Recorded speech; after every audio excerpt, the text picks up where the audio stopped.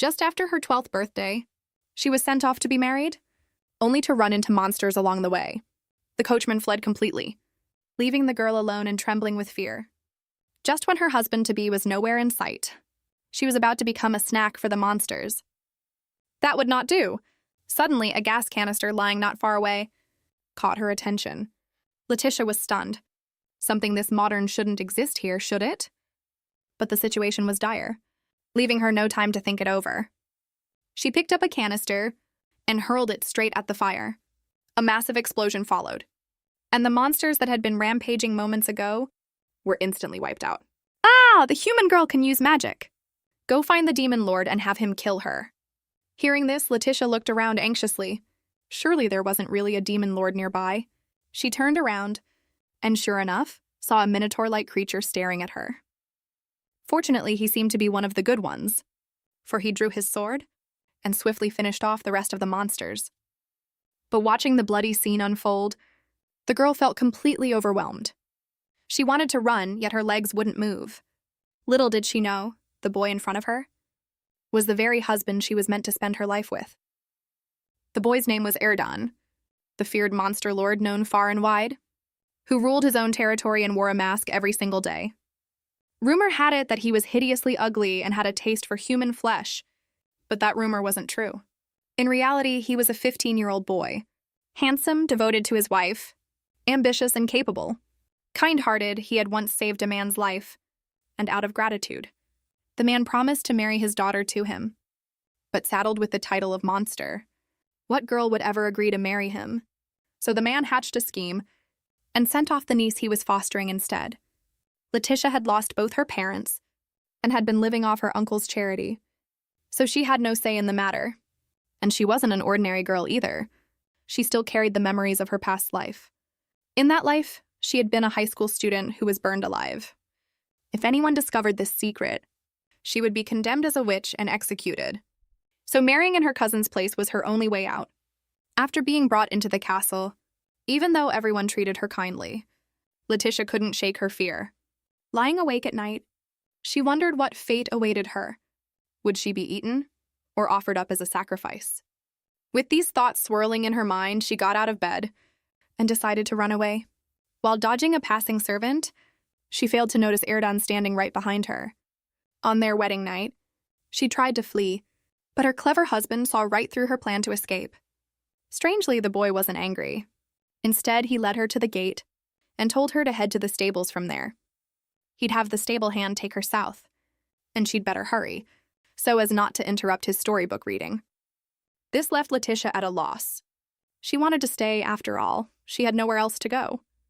Even if it meant becoming his wife, as long as he promised not to eat her, that would be enough. But the boy flatly refused. Terrified, the girl assumed she was doomed and began to sob, begging that if she must be eaten or offered as a sacrifice, could it at least not be by fire? Fire was what she feared most. Erdan cut her off, his face flushing red. I'm not even an adult yet. Only then did the girl learn that the boy didn't eat people and that he was only 15. The room supposedly filled with girls' bones was, in fact, set aside just for her, though as the daughter of a count's household, she surely wouldn't think much of such things, including him. He wasn't good enough for her. With the mood already so open, Letitia confessed too. She was actually a stand-in bride, not the count's real daughter. Her cousins simply hadn't wanted to come, so they'd sent her instead. She was terrified that once the boy learned the truth, he'd call off the marriage and send her back. But she'd miscalculated. Erdan was truly kind. Not only did he let her stay, he even wrote up a guarantee for her, saying that if she ever needed protection, he would send guards to watch over her. Afterward, he walked her back to her room. Should I turn off the light for you? Living in unfamiliar surroundings, the girl hoped to keep it on. Erdan, can I call you that? Hearing his name spoken like that, the boy froze. No one had called him that since his parents had died. Neither of them realized it then, but their bond had just been sealed. The next day, Letitia woke and wandered into the courtyard, where she spotted an apple. She wanted to pick one, but she was too short, and no matter how much she jumped, she couldn't reach it. Suddenly, with a whoosh, a red apple dropped right down. She turned around to find Erdan holding an apple, carefully peeling it. Before long, he handed it to her, carved into the shape of a rabbit. "Here, isn't this what you wanted? Just don't eat too much. Save some room for breakfast. Carlo's cooking won't disappoint you." Letitia had never tasted such a sweet apple, but when she turned to thank him, he had already vanished. She was a sweet doll-like girl who had married a man-eating monster, yet she was happy because her monster husband turned out to be a good man. He even carved her apples, shaped like little rabbits. Back home, she'd been the poor girl who got beaten and scolded. But here, everyone doted on her. It was only on her second day as a bride that she learned he had left for battle. Letitia's face was full of worry. She wanted to help shoulder some of the burden too. The housekeeper told her that while the Lord was away, the lady of the house only needed to guard the castle. If she really wanted to do something, she could join the maids in making blessing knots. Soldiers heading to war all wore one, and it was said the tassels on the knots would guide them home and keep them safe. Soldiers weren't afraid of death. What they feared was their souls wandering lost after they died. Without hesitation, Letitia finished her meal and went straight to find a maid to learn how to make one. Just as she'd learned to thread the string, word came, "The monsters are attacking!" The housekeeper told the girl to hide immediately, and everyone scrambled in a panic. Letitia insisted on doing her part. She couldn't do much, but she could at least carry things. Fortunately, she got involved, spotting the familiar gas canisters in a crate. She had no idea why such a thing would be here, but she thought of a way to fend off the enemy. The only problem was, how could she explain knowing how to use it? If her secret, the memories of her past life, were discovered, she'd be burned at the stake as a witch. Should she take the gamble? Thinking of the boy's rabbit-shaped apple, and the housekeeper's words that those who stay behind must guard the castle, Letitia decided to go all in. "Everyone, stop for a second. I can help you." She handed the housekeeper a gas canister and told her it could trigger an explosion. No questions asked, just do it. So under her direction, the archers fired at the fire sources, others at the gas canisters, blasting the giant ants into a chaotic retreat. In the end, they held the tower without a single casualty, and even seized the enemy's crystal ball. Just as everyone was celebrating, the Lord returned. After hearing the whole account, he remarked, "The young lady of House Grey is truly remarkable." When Letitia excitedly called out his name, eager to share the good news, the boy took a step back from her. Just who exactly is she? His frail wife had single-handedly held off an attack from hundreds of giant ants. Once her husband found out, he wasn't pleased in the slightest. He began to suspect his young wife's true identity. But then he caught sight of her innocent face and hesitated again. Did it matter who she was? What mattered was what she had done for him. So he dropped to one knee. "I owe you a great debt. Thank you for protecting the castle." Grateful that his trust had met with yet more warmth, Letitia understood how much the people of this castle meant to the boy. She didn't want to see anyone get hurt, and it pained the boy to think they might. But gas canisters were a rare find in this world. How could a 12-year-old girl possibly know how to use one? So afterward, Erden couldn't help asking the housekeeper, could she be a witch? Does she know sorcery? Does she eat people? The housekeeper, peeling potatoes, replied, "Would a witch come here, trembling like a frightened little rabbit? Besides, she saved everyone in this castle today. Even if she is a witch, she's a kind one." The following day was their engagement ceremony. The boy held firm to his principles. They were both still young, and the wedding proper should wait until they came of age, though he did have his own private reasons. On that day, the girl in her white veil stared at the enormous cake. She was so hungry and reached out to grab a bite, but the housekeeper beside her stopped her. "It won't taste as good if you eat now. If you're really that hungry, have an apple to tide you over." Letitia found herself wondering, would the boy take off his mask today? He was so kind. Why did he always belittle himself? Suddenly, in the middle of the ceremony, she looked up and saw shimmering, multicolored snow falling. "It's not very salty," Erden explained. "This is snow salt crystal, found only on the northern cliffs. Whenever there's something worth celebrating, people scatter snow salt everywhere, as a blessing, which is why the food here is never seasoned." Amid the crowd's cheers, Letitia was formally welcomed into House Hasgard. Then, behind the boy, a door slowly opened. A trip down to the cellar marked the final step of the engagement ceremony. The girl was terrified, But she still chose to take his hand and follow him down, all the while thinking, surely they weren't really going to make her a sacrifice. She hadn't eaten a single bite. She didn't want to die a hungry ghost. Then Erden pulled out a dagger. "My lady, we—" Before he could finish, Letitia exploded, throwing a left hook. "You still dare call me my lady? Being your wife for one day doesn't make me your wife. Back off, stay away from me." Just after the engagement, her husband pulled out a knife, and the terrified wife thought he meant to kill her. But after taking the punch, the boy weakly produced a piece of paper. The final step of an engagement requires a blood oath. Letitia let out a long sigh of relief.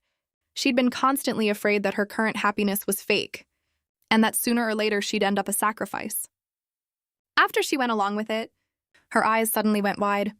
Erden had removed his glove. How can a hand be this beautiful? This is the first time I've ever seen such a lovely hand. Though they were now engaged, the girl still had no idea what her husband actually looked like. Otherwise, that hand alone would have left her love-struck. With looks like that, wouldn't she wake up smiling every single day?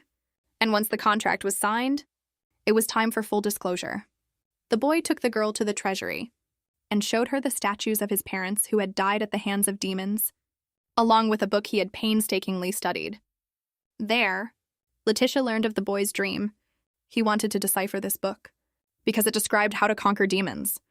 Legend spoke of a sage who could turn demons into servants and had recorded everything he knew in this very book. Erden wanted to master this skill, hunt down every demon and destroy them all, so his people could live in peace and happiness. The only problem was he couldn't read a single word of it.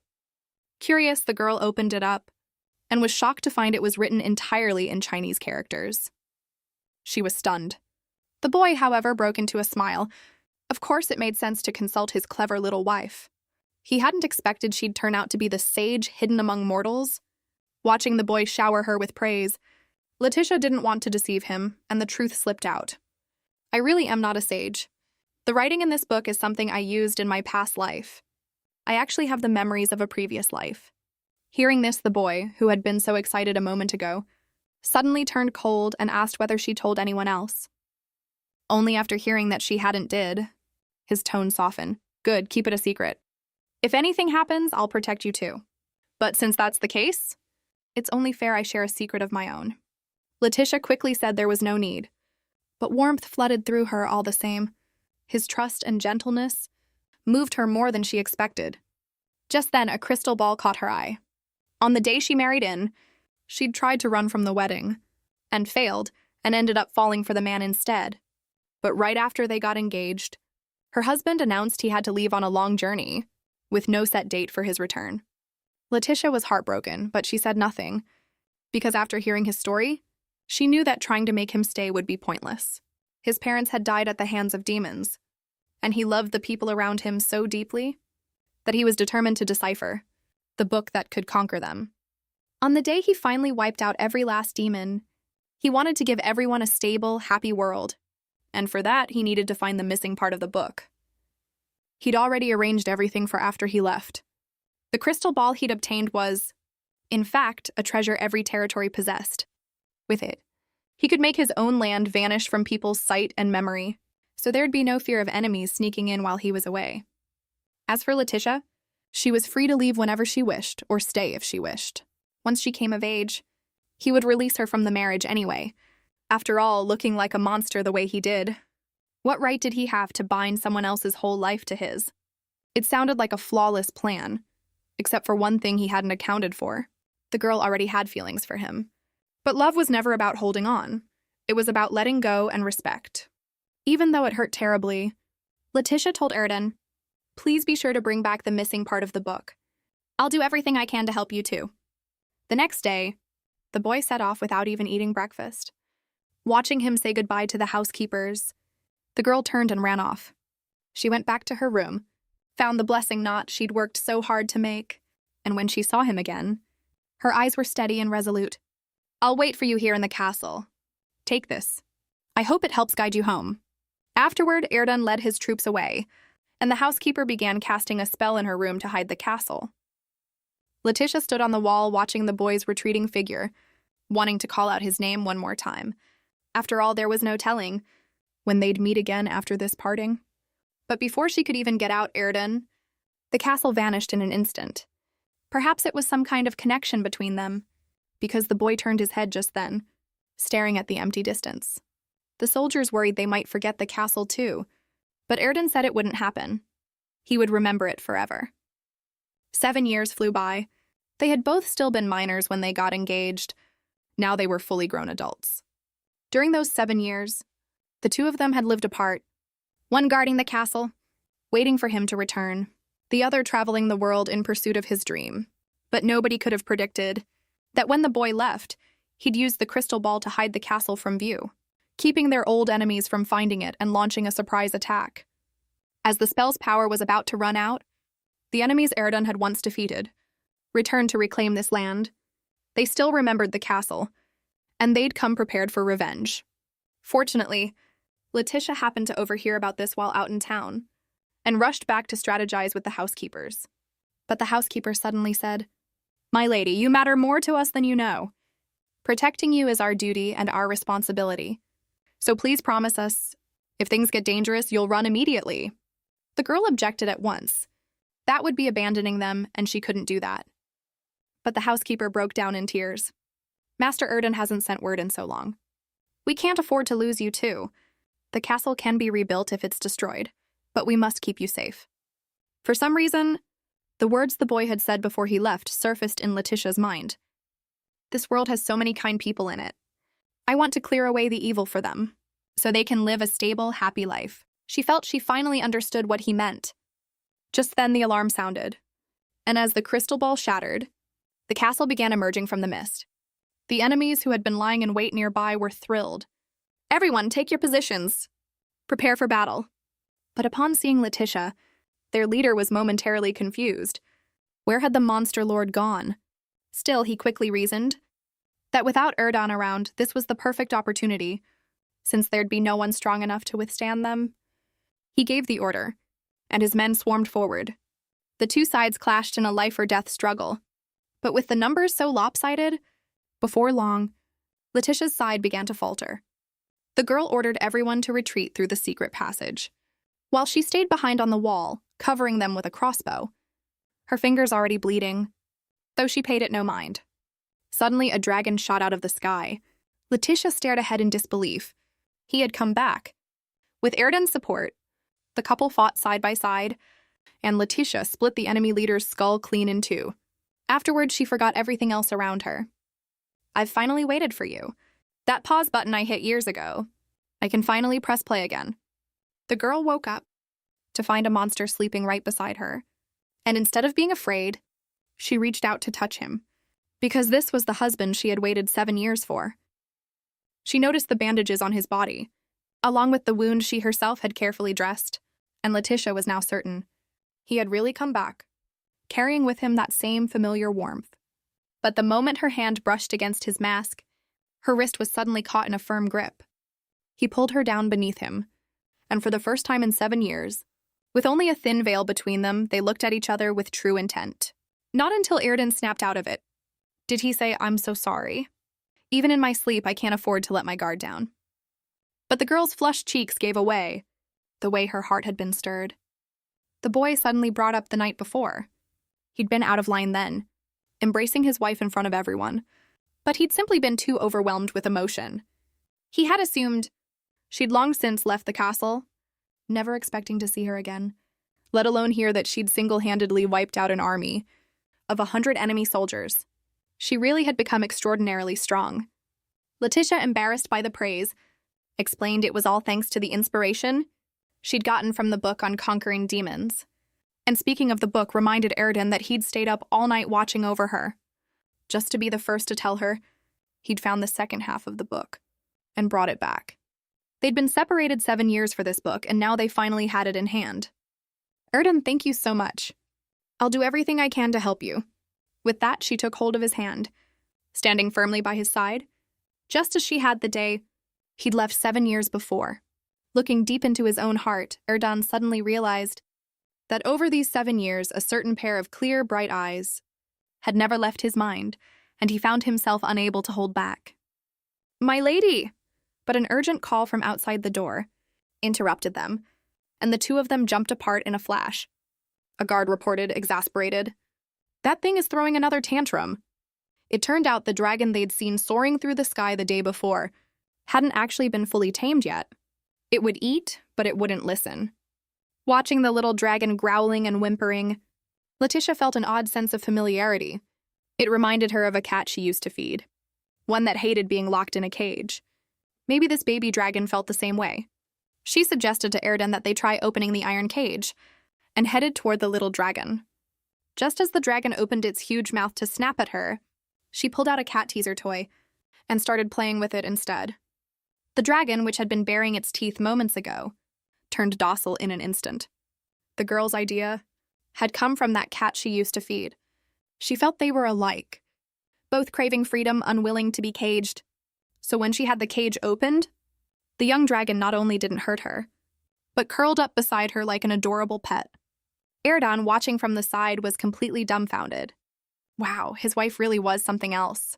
But just as he was lost in admiration, the housekeeper rushed over with a letter in hand. The enemies they'd driven off earlier had borrowed reinforcements from another territory and were determined to keep fighting. Letitia thought it over and concluded that if the intel was accurate, the enemy wouldn't attack for another week, which meant both sides were currently about evenly matched. With that in mind, she made a bold declaration. "Erden, I'm going to give you a huge gift this time. If things go well, I might even have you flying through the sky on dragonback."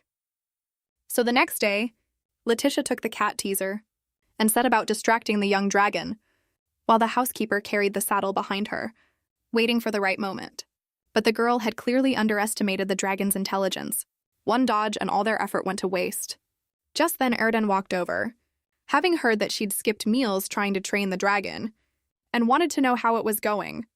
Letitia admitted helplessly that the dragon seemed to like only her. No one else could get near it. Sure enough, the moment the boy got even a little closer, he got a fierce glare from the dragon's huge eyes. Erdan suggested that maybe his wife should try riding it first. Let it get used to carrying someone, and it might come around. The girl wasn't entirely on board with the idea, but she went along with it anyway, and to her surprise, the dragon cooperated without complaint. But the moment the boy climbed on too, the little dragon's displeasure became plain to see. Now there was a real problem.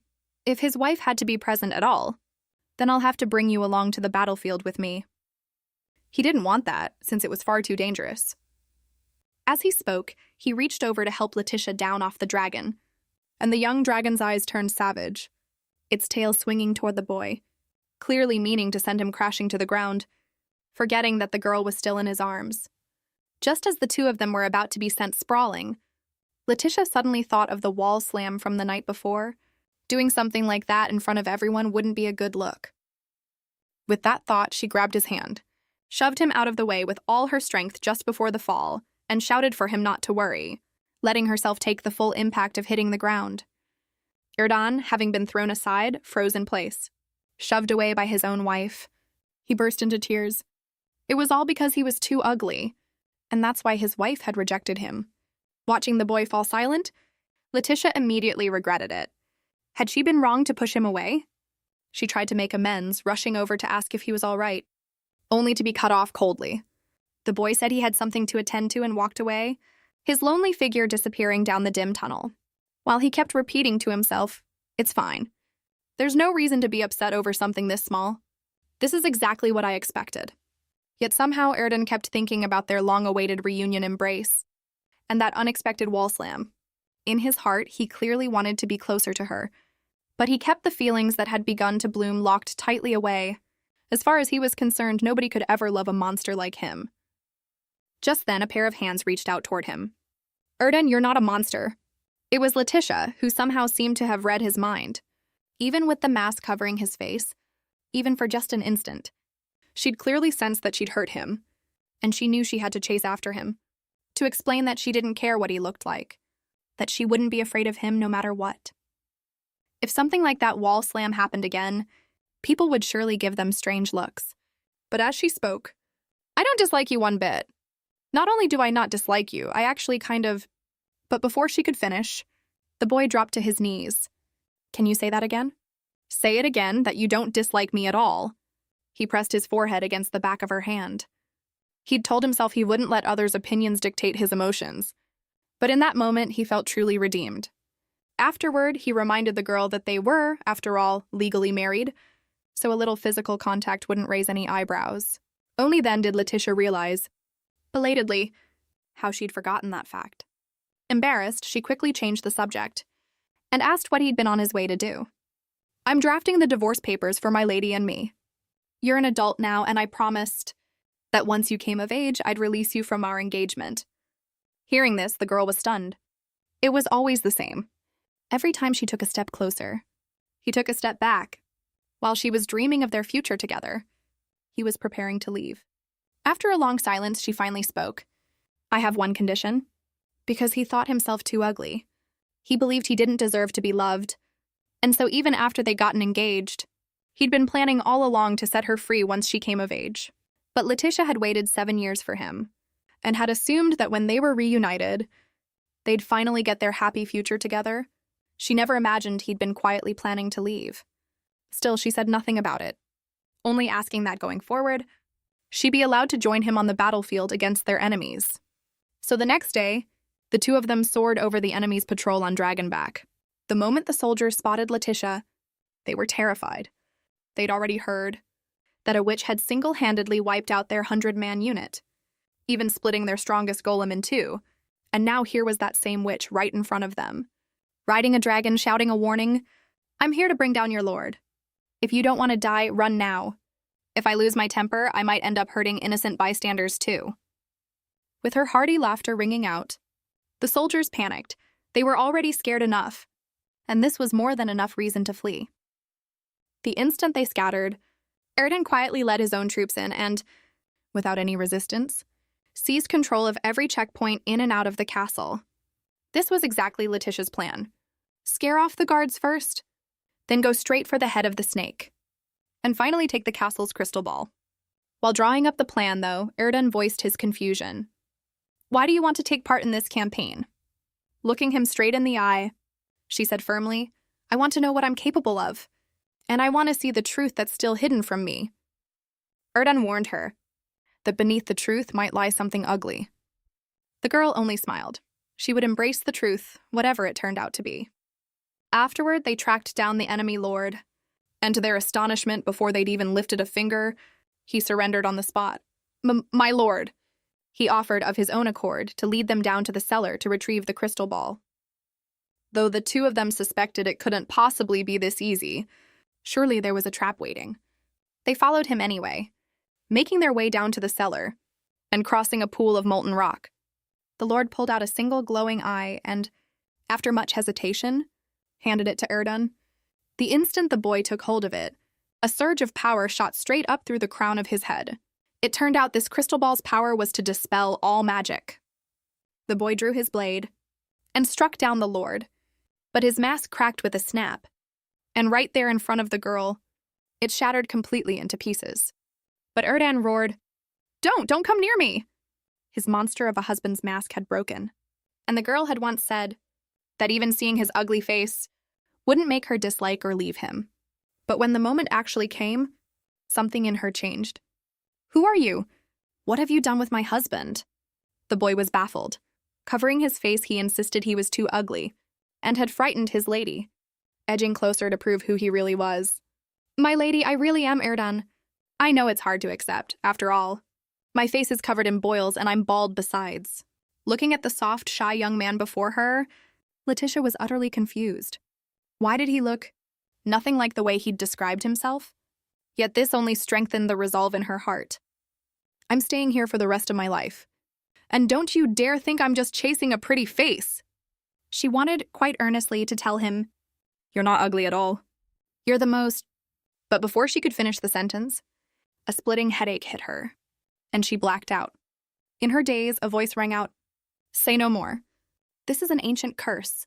The instant the secret is spoken aloud, the master of House Hasgard will die." The girl's face was filled with confusion and disbelief, and the woman in white left the moment she'd finished speaking. When Letitia came to, she couldn't stop replaying the warning in her head. If Erden learned what he truly looked like, would he really die? Weighed down by this suspicion, she hesitated, not daring to continue the conversation from before. So she gripped the boy's hand tightly, unable to say how handsome he was, but determined to make him believe one thing, that she wouldn't dislike him and she wouldn't leave him. She knew exactly how much that reassurance meant to him. Just then, a blue butterfly fluttered near his ear, and Letitia marveled at how beautiful it was. Erdan explained that this was a glass butterfly. It could draw in ambient magic and use it to create new things, though sadly they were nearly extinct.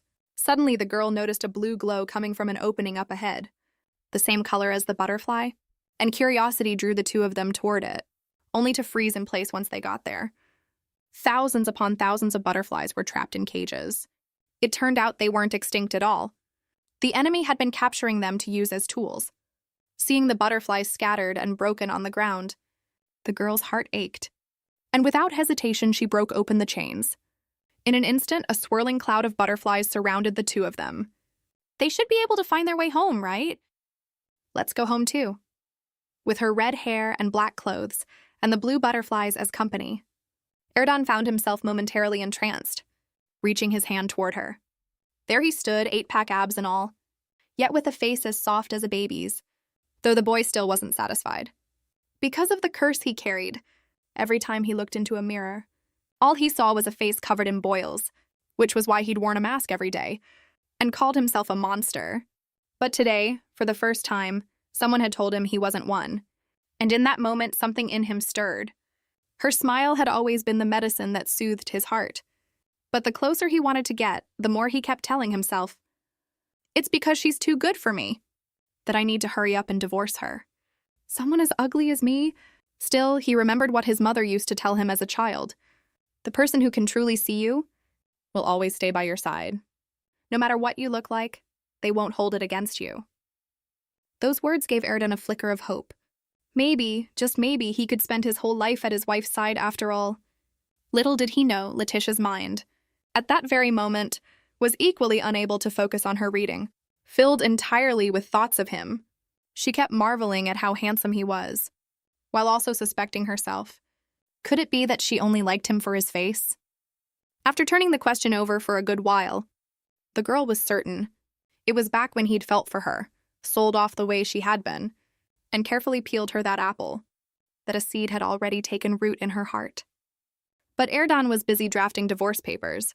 Could this only be called unrequited love on her part? Just then, the housekeeper brought news. The renowned Basan family of the north had sent them an invitation to a ball. So one night, while the boy was moping alone in the dark, the girl knocked on his door. "Can I come in?" Flustered, he scrambled to grab his mask, and the more he panicked, the clumsier he got. The moment Letitia opened the door, she was so struck by the boy's handsome face that she dropped to her knees. Misreading her reaction, Erdan immediately covered his own face. "I'm sorry, I scared you." But the girl caught the hand reaching for the mask. "I want to look a little longer at your face. When you're with me, can you go without the mask?" His hand had already touched the mask, but Erdan pulled it back. He simply couldn't refuse her request. Afterward, the two of them talked about the Basan family's invitation.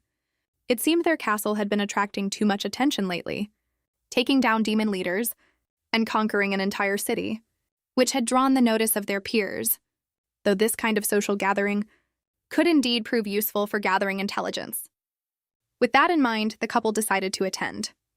But Letitia thought it over a little more carefully, and before they left, reminded the housekeeper not to forget the task she'd assigned her. Chasing money, humans had struck a deal with demons and thrown a lavish party, intending to ambush the young couple.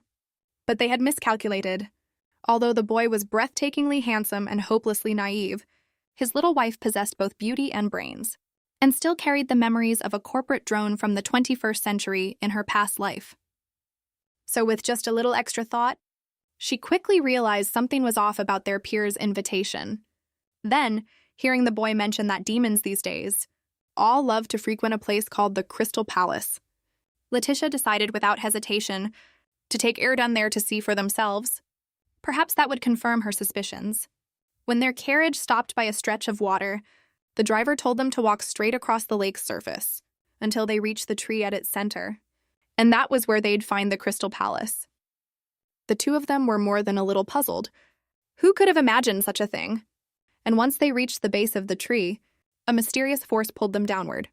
After a brief moment of falling, they opened their eyes to find the surroundings had gone dark, with stars twinkling overhead. And more importantly, right in front of them, stood a magnificent, dazzling castle. It had to be said, the demons really knew how to keep a secret. Just as the two of them stood there in awe, a pair of kitties were stopped at the entrance.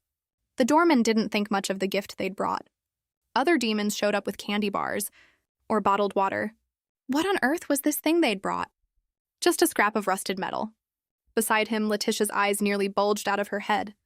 Why did things from the 21st century keep turning up here?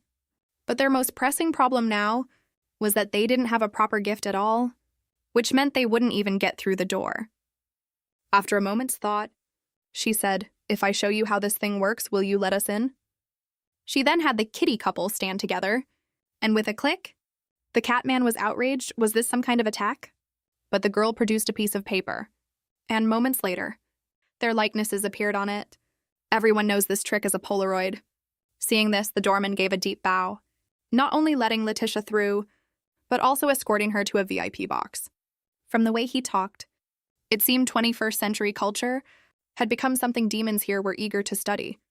As they were led to the box, and the red curtain was pulled back, their eyes were drawn straight to the pole dancers performing on stage. Clearly, this was the kind of thing only a top-tier demon could afford. The moment they sat down, they overheard something. The man's name was Beale, an aristocrat among demons, male, obsessed with money, and currently running a scheme to take Erden down. Originally, he'd been in league with the Bassan family, humans who hunted demons. One side would go easy and spare the demons. The other would run a business and split the profits. A delightfully cozy arrangement. But then Erdan had come along and seized the castle. That mattered so much to them. How could they not want revenge? So using the Bassan name, they'd invited the boy to this ball, planning to raid his home while he was away, and take back Belosa Castle. Little did they know. Every word of this had been overheard by Erdan himself. He shot to his feet at once, ready to head straight home, but his young wife stopped him. Going back now will only tip them off. Besides, she'd already made all the arrangements. Having witnessed the darker side of human nature in her past life, Letitia had grown suspicious the moment they received the invitation. With demons running rampant, and their so-called peers not just tolerating it, but throwing parties over it, it hadn't taken her long to see through the whole scheme. So before they'd even left, she'd instructed the housekeeper that if they were attacked, they should release the young dragon to tear the enemy apart, while the two of them would go ahead and attend the ball as planned, just to see what other tricks this crowd had up their sleeves. At the ball, they met Count Bassan, a scarred, squinty-eyed man who exchanged a few brief pleasantries before excusing himself. He seemed to have no interest in Letitia at all, not even bothering with a greeting. Seeing this, Erdan leaned down toward her. "I'll go follow him and take a look. Be extra careful." At first, the girl didn't understand why, until she started catching whispers around her, some mocking her husband's looks, and someone even deliberately bumped into her, using the excuse of getting close to try to pull off her veil for a look at her face. Perhaps after staying so long in her own castle, wrapped up in constant affection, the girl had nearly forgotten that the world still had people in it capable of such repulsive behavior. Fortunately, she was no longer the defenseless little girl she used to be. Her voice rang out cold and clear across the ballroom. "What gives you the right to treat us this way? Don't forget, it's House Hasgard that's been fighting demons in the north all this time." As it happened, Erdan, who had just returned, witnessed the whole thing. He extended his hand. "Hello there, beautiful. May I have this dance?"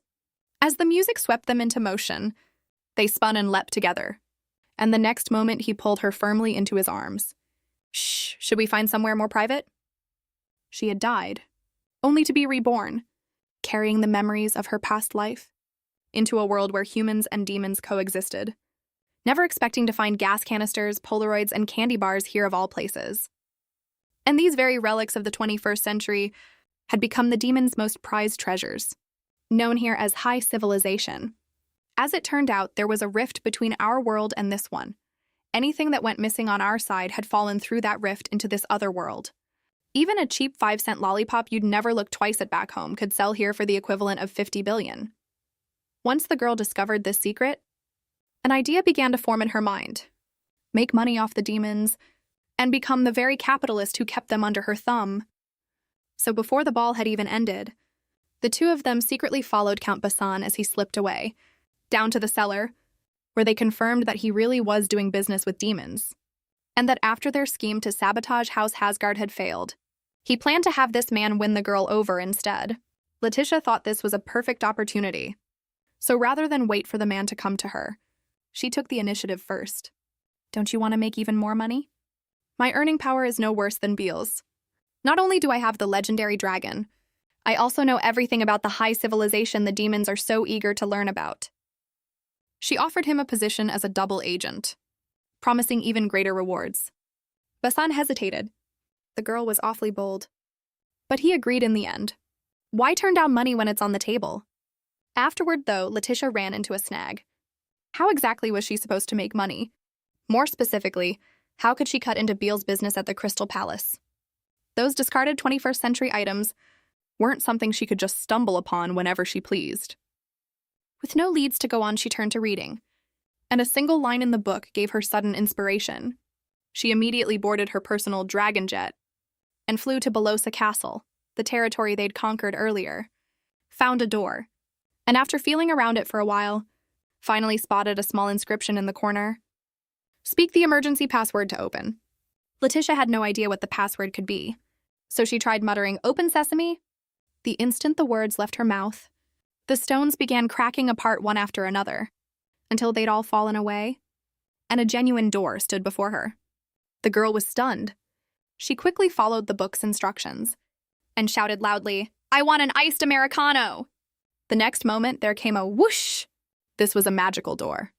Whatever you wanted, all you had to do was shout it out, and it would be delivered, anything except living creatures, with next-day delivery at the slowest. Feeling sleepy in another world? Order yourself an iced coffee. When the girl discovered this loophole in the book, she nearly lost her mind with excitement. The demons here were already fascinated by anything from the 21st century, and now that she had this cheat code at her disposal, how could she possibly fail to make money? So she placed an order for a crate of cat food, deciding to use it to make a name for herself in demon circles and go head-to-head with the great demon Beale in a business war. Her monster of a husband and the housekeepers all wore the same baffled expression, unable to figure out what the girl had up her sleeve. But by the next day, a small tavern had appeared along the road to the Crystal Palace.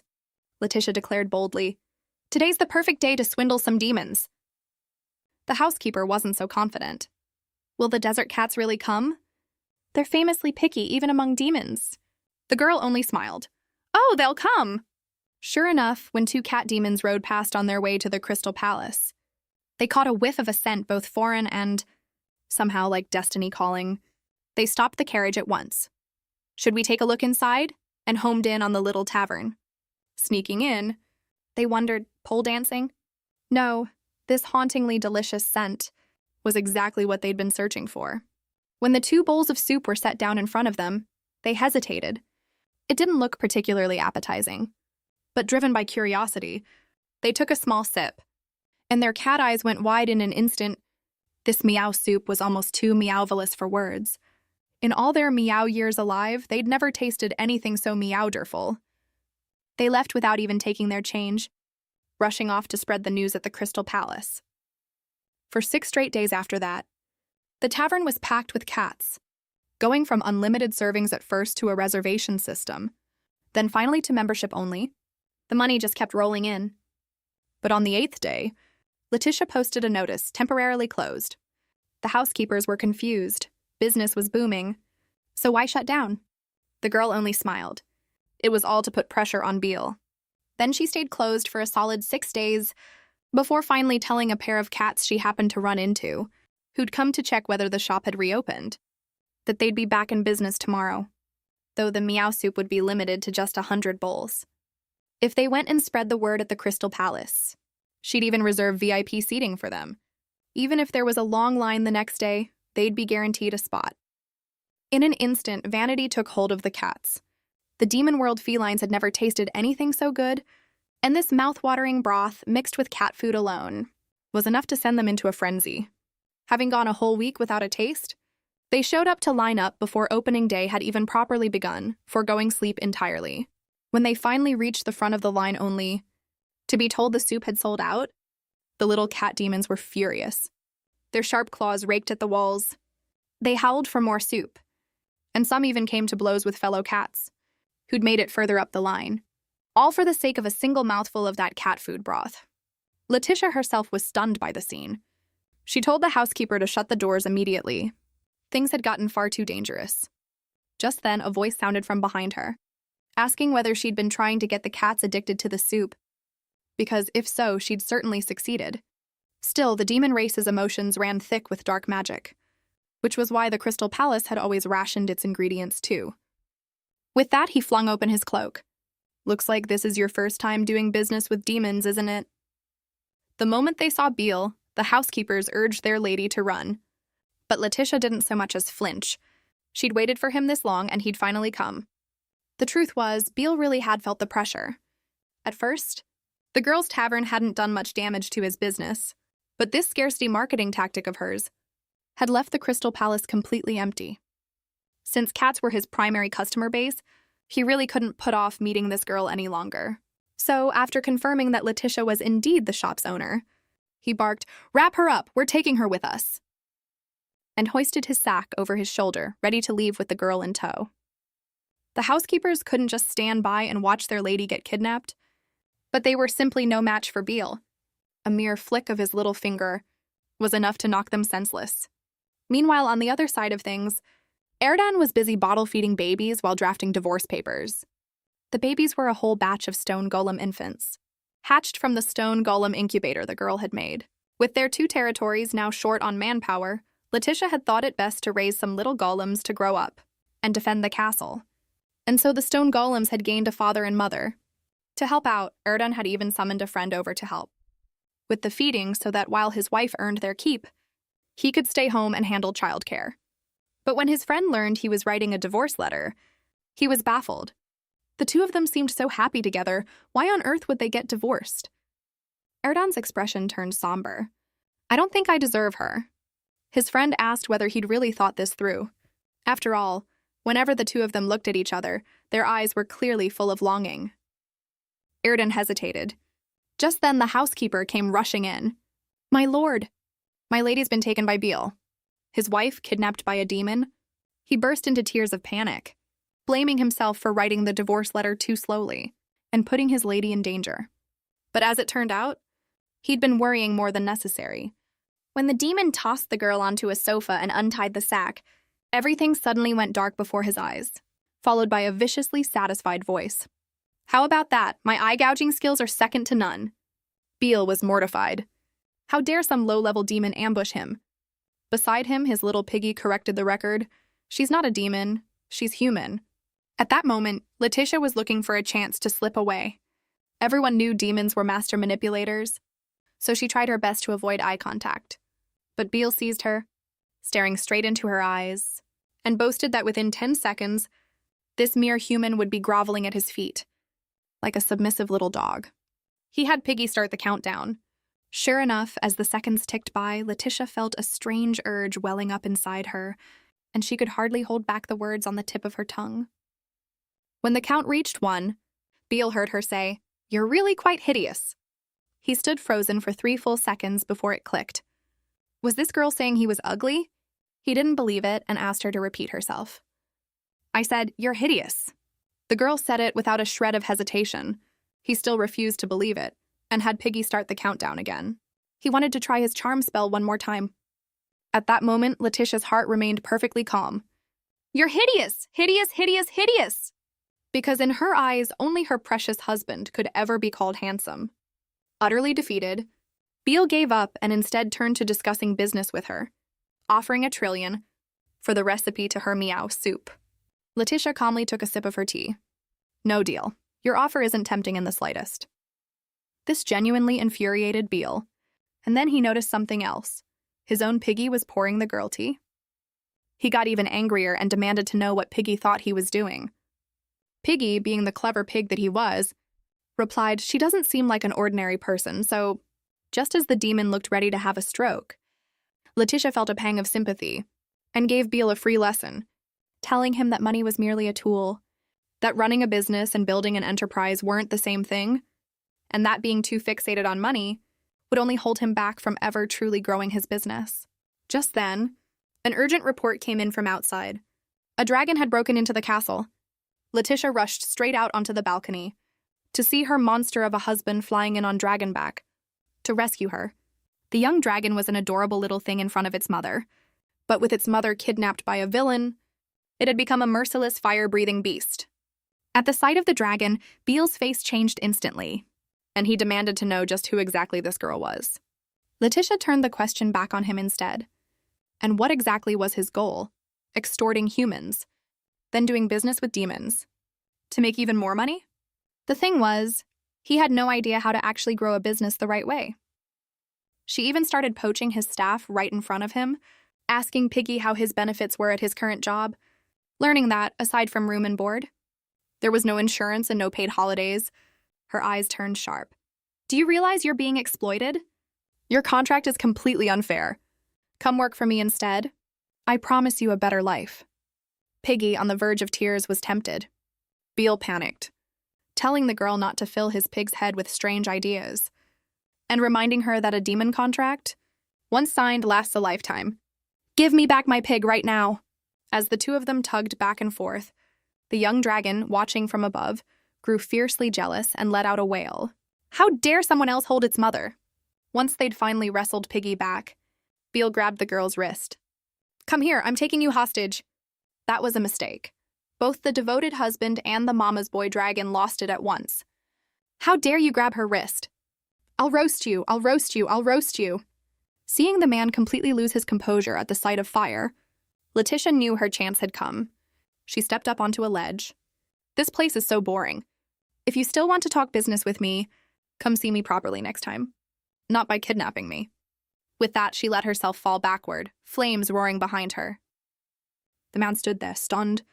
Was this woman really willing to risk her life? But she had every ounce of faith. Her beautiful husband would catch her before she hit the ground and hold her tightly in his arms. With him around, she was completely safe.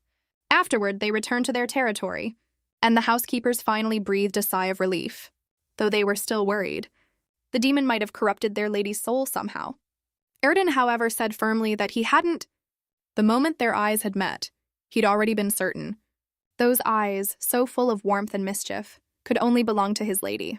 But that night, after tucking the girl into her room, he took off his mask. "My lady, there's something I need to tell you. This is for you." Letitia opened it to find, staring back at her, the words "divorce papers." Her husband thought himself too ugly and wanted to set his wife free, so even after 7 years of marriage, after everything they'd survived together, he had continued planning all along to divorce his wife. More importantly, being with him always seemed to put her in danger. In the past, out of his own selfishness, he'd hesitated and put off giving her the divorce papers he'd long since drafted. But after this incident where his wife had been kidnapped by a demon, he'd finally made up his mind. He couldn't put her at risk any longer. "I'm sorry, it's all my fault for being so selfish. Once you sign this, we'll be strangers to each other. You're free to leave House Hasgard whenever you want." Only then did Letitia understand why her husband had taken off his mask without hesitation. He wanted her to remember just how hideous he really was. But why should he get to make these decisions about her future all on his own? Marriage, divorce. Why did he never once ask for her opinion? It wasn't fair. The more she spoke, the more wronged she felt. Forget for a second who was crazy enough to want a divorce from such a handsome husband. Her business was only just getting started, so there was no way she was leaving now. And besides, what did a little threat to her life even matter? As long as she just stayed by his side at all times, there'd be no danger to begin with. The moment those words left her mouth, Erdan, who never really wanted his wife to leave in the first place, thought it over and decided she actually had a point. "All right then, we won't get divorced for now. But you have to stay glued to my side every waking moment, understood?" By then, Letitia couldn't focus on a single word he was saying. His suddenly huge, handsome face had short-circuited her brain completely, along with her blushing cheeks. But if they were going to be inseparable, that inevitably meant sharing a room. Once they learned about the housekeeper's arrangements, the couple both froze, though in truth, one of them would sleep on the top bunk and the other on the bottom, with no chance of them actually touching. Still, just knowing there was another person in the room was enough to send their innocent hearts racing. After saying goodnight to each other, they both found themselves thinking the exact same thing. There'd be no sleeping tonight.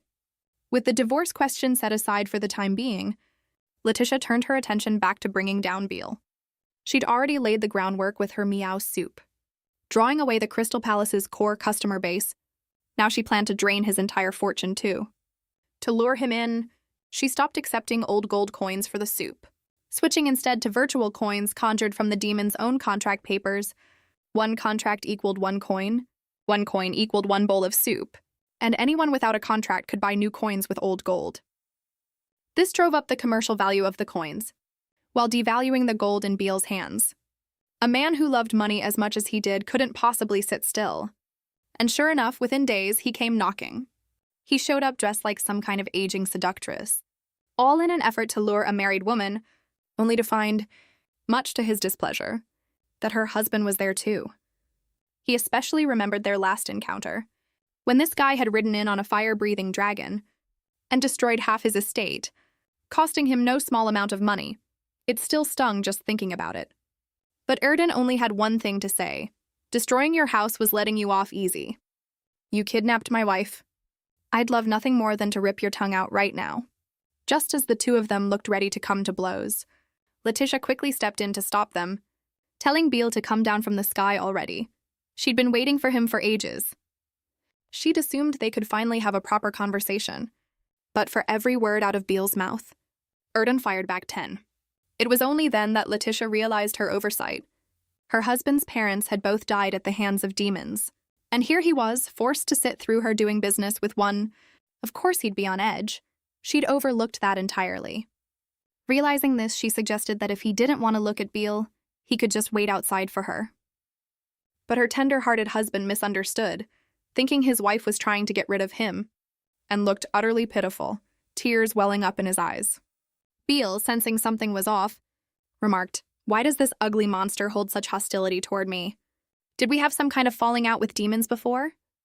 Let me use my mind-reading skill to hear what's got him so worked up." But the moment he actually listened in, Erden's inner voice nearly shattered his eardrums. "Stop looking at my wife." Well, would you look at that? Pure, unfiltered jealousy. In his desperation to keep Beale's gaze from lingering on his wife a moment longer, Erden even considered gouging the man's eyes out with a knife. Honestly, in that moment, it was hard to tell which of the two of them was the real demon. Once the noise died down, it was time to get down to business. Letitia brought Beale into the tavern to explain that from now on, they'd be conducting business using a new currency, one they intended to use to reshape the entire economic structure of the demon world. At first, Beale scoffed at the idea. For some mere human, to have such ambitions wasn't bravery, it was ignorance.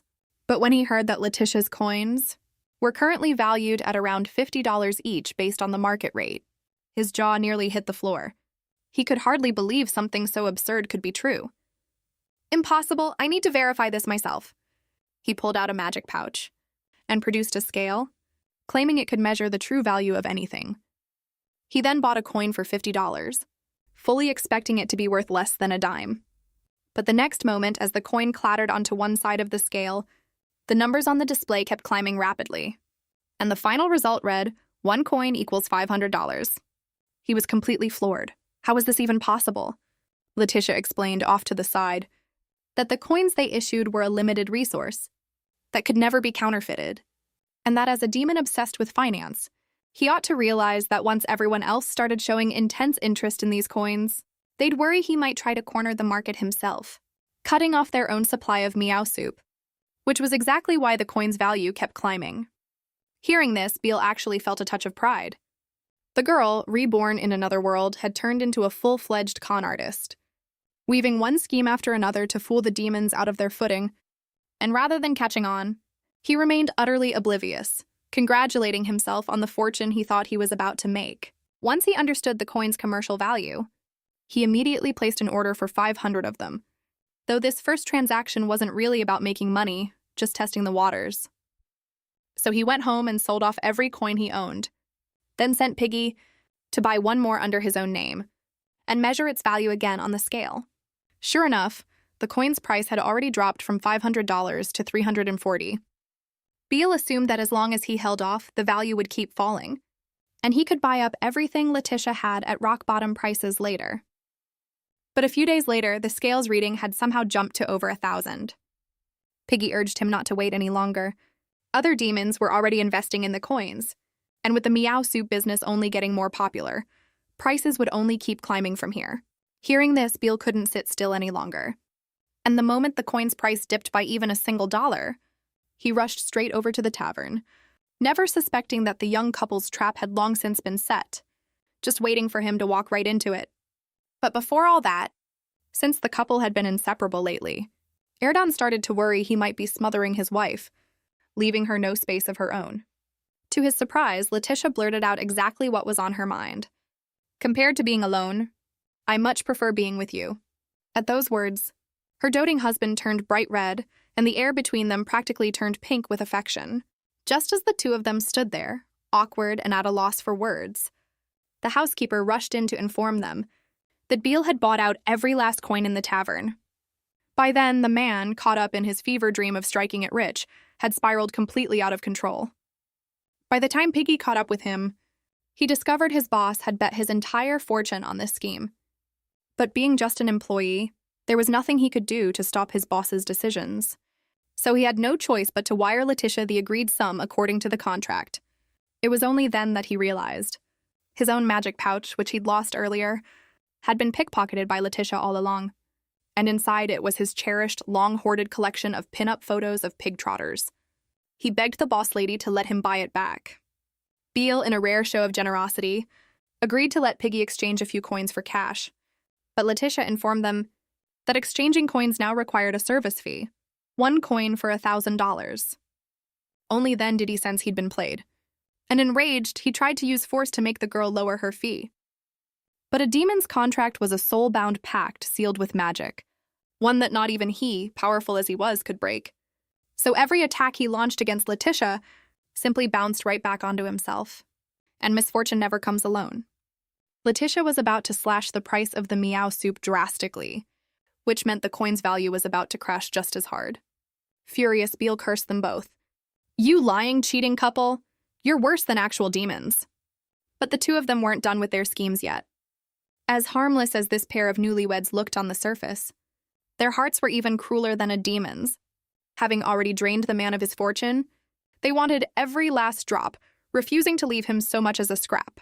Just as Beale was on the verge of becoming a beggar, actors posing as a lending agency made their entrance, first pretending to sympathize with his plight, then slowly luring him into a debt trap, and finally reassuring him that the coin's value would eventually rebound. So there was no rush to repay the loan. The whole routine worked perfectly, and Beale signed the loan agreement without a second thought. Even after all that, he still hadn't learned his lesson. His intelligence was genuinely concerning. But that wasn't the end of it either. Letitia knew that once Beale went home, he'd be glued to watching the coin's price, unable to eat or sleep, riddled with anxiety, and that was exactly what she planned to exploit. Just as before, she had her friend pose as a major institution, this time claiming to represent the Demon Financial Protection Center, warning him that his last transaction might have caused a financial crisis, deepening his unease, then using his history of being scammed to chip away at his self-confidence, until he was ready to trust them completely.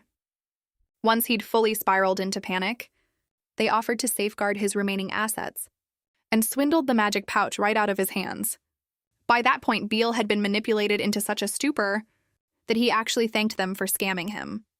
By the time Piggy caught on, it was already far too late. Every last drop had been squeezed dry. That was when Letitia finally dropped the act. "Looks like I've won." Only then did the man realize this had all been a scheme the girl had orchestrated from the very beginning, but by now it was far too late to do anything about it. According to the loan agreement he'd signed earlier, since he'd lost the ability to repay his debts, his diamond castle would be seized immediately, and every human, along with every demon asset, Within it would now belong to Letitia. Beale had lost not just his intelligence, it seemed, but now his dignity too, ground into the dust. Having lost everything, he snapped completely. And as a surge of overwhelming power built up, his true demonic form began to emerge, his gaping jaws lunging straight for Letitia. Erden didn't hesitate for a second, shielding his wife behind him, and driving his sword straight through the demon's upper jaw. He'd held back this whole time for the sake of his wife's plan, but he wouldn't be holding back any longer. As long as he was standing there, Beale would never so much as lay a finger on his wife again. Seeing that brute force wouldn't get him anywhere, Beale actually took them to the demon court, and in the blink of an eye, the couple found themselves dragged down to hell. Beale ranted that they were finished, certain the judge would deliver him justice. But after hearing the full account of what had happened, this is a truly wicked act of fraud. Human, you are truly exceptional. The demon world values wickedness above all. Deception is refinement, betrayal is an art form. So when the girl swindled every last coin out of a demon's pockets, far from being punished, she actually earned the judge's admiration. Meanwhile, Beale, the supposed victim, had expected to reclaim everything that was rightfully his, and only to be dismissed by the judges as simply too foolish, and in the end stripped even of his standing as a great demon. Letitia emerged as the undisputed winner of this whole affair, with the judge even openly admitting he saw great demonic potential in her, and looked forward to the day she might fall from grace. After all, once she became a demon herself, she'd no longer have to fear fire. Human, keep charging forward, won't you? With that, the whole demon affair was finally settled, and the souls that had been trapped in the Diamond Castle all returned to the heavens. House Hasgard's fame skyrocketed, along with a massive windfall of wealth, and the standard of living for their people improved rapidly as a result. But once all the aftermath had been sorted out, the couple found themselves once again facing the unresolved matter of their marriage. That night, Letitia went to her husband's room and, carefully, brought up the fact that she'd accidentally lost the divorce papers he'd given her earlier. She expected him to be upset, but little did she know Erden could barely keep the smile off his face. As it turned out, just a few days earlier, while sorting through letters as his wife slept, he'd discovered that no small number of men were already scheming to swoop in the moment the two of them finalized their divorce. How was he supposed to feel about that? Logic told him that setting his wife free was still the right thing to do, yet his heart felt as though it were shattering, an ache he couldn't shake. He knew he had to put a mask over his own heart, to stop being so soft, so indecisive. Yet in that moment, he couldn't help but let out a sigh of relief. Though he still talked about finding a lawyer to draw up a proper divorce agreement, what he was really thinking was, let's put it off a little longer. Just a bit more time together with his wife. Letitia felt exactly the same way. To steer the conversation away from divorce, she pointed at the clock, suggesting it was getting late and they should sleep. But Erden stopped her. "My lady, would you stay with me a little longer tonight?" Letitia could hardly believe what she'd just heard. The two of them, alone together so late at night, what was he even planning? She felt both nervous and a little hopeful. Then Erden pulled something out of a cabinet and suddenly dropped to one knee before her. "I'm sorry. It's been 7 years and I still haven't been able to spend this day with you. More than any gift, what I really want to say is, happy birthday, my lady." The man had built his fortune with his wife's help, yet all the while he was planning to divorce her. Ever since he could remember, he'd been deeply insecure about his hideously ugly face, keeping it hidden behind a mask even in front of his closest friends. Terrified of being rejected, never once considering that someone who truly loved him would never turn away from him over his looks. His friend had once tried to comfort him, saying he was simply cursed, and that this kind of tragic backstory was actually quite popular with girls. That comment had given Erden a great deal of encouragement at the time, though he still couldn't imagine any girl actually wanting to marry someone as hideous as him, until the housekeeper told him, "Young master, you actually have a fiancé." Afterward, Erden cried for 7 days and 7 nights straight, because he felt so sorry for whoever had to marry someone like him. Even now, he still felt that way. But he never expected he'd actually fall for her, which was exactly why he now harbored the selfish wish to keep his wife from ever leaving. It made sense, really. Letitia was beauty and brains combined. And thanks to her, House Hasgard, once so poor it could barely scrape by, had now become wealthy beyond measure. But precisely because of that, his wife had more and more suitors, camping out at the castle gates every day, trying to pressure Erdan into divorcing Letitia as quickly as possible. Yet anyone could see these people only cared about Letitia's worth, hoping to exploit her for their own gain. Erdan would never hand his wife over to people like that. More importantly, a voice deep inside him kept growing louder and louder. I love you. I want to keep you by my side forever. Even though he couldn't bring himself to say it out loud, he at least wanted to convey his feelings somehow, except before he even had the chance. Beale came crashing down from the sky and interrupted him. Erdan could have cheerfully killed him on the spot. But unlike the reckless, arrogant demon from before, Beale now carried himself like an entirely tamed creature. This time, he'd come to beg Letitia to take him on as her servant demon. Servant demons were essentially slaves, bound to obey their masters unconditionally, the lowliest existence among all demons. Letitia couldn't understand why he'd suddenly want something like this, until she learned that their last battle had hit Beale hard. Having lost everything, he'd finally come to realize that he only looked like a demon on the surface. True wickedness was something he still had to learn from Letitia. As long as you'll let me be your servant demon, I'll do whatever you command. Hit me, scold me, it's all fine, lock me up if you want. Now even his personality seemed to have changed. But no matter how thoroughly he debased himself trying to win her favor, Letitia flatly refused. After all, everyone here had suffered at the hands of demons before. How could she possibly let him stay? To become one of her own, he'd first need to show some basic human decency. But you don't have a shred of compassion in you, just get out of here. Yet Beale seemed to have had some kind of realization and vanished without a trace in an instant. Determined to latch onto a wealthy patron, the demon decided to turn over a new leaf and become a good demon, starting by helping elderly women cross the street, then picking up trash for charity, cleaning out filthy gutters, and so on. As long as it contributed something to human society, no task was too dirty or too exhausting for him to complain about. This was a change Letitia never expected. Looking at it this way, maybe Beale wasn't entirely useless after all. She encouraged him to keep it up, and told him she'd think it over carefully when it came to the matter of the servant contract. Beside her, Erdan wasn't feeling too settled about all this. A servant demon's contract was a soul-bound pact, while he and his wife were bound by nothing more than a piece of paper that could be torn apart at any moment.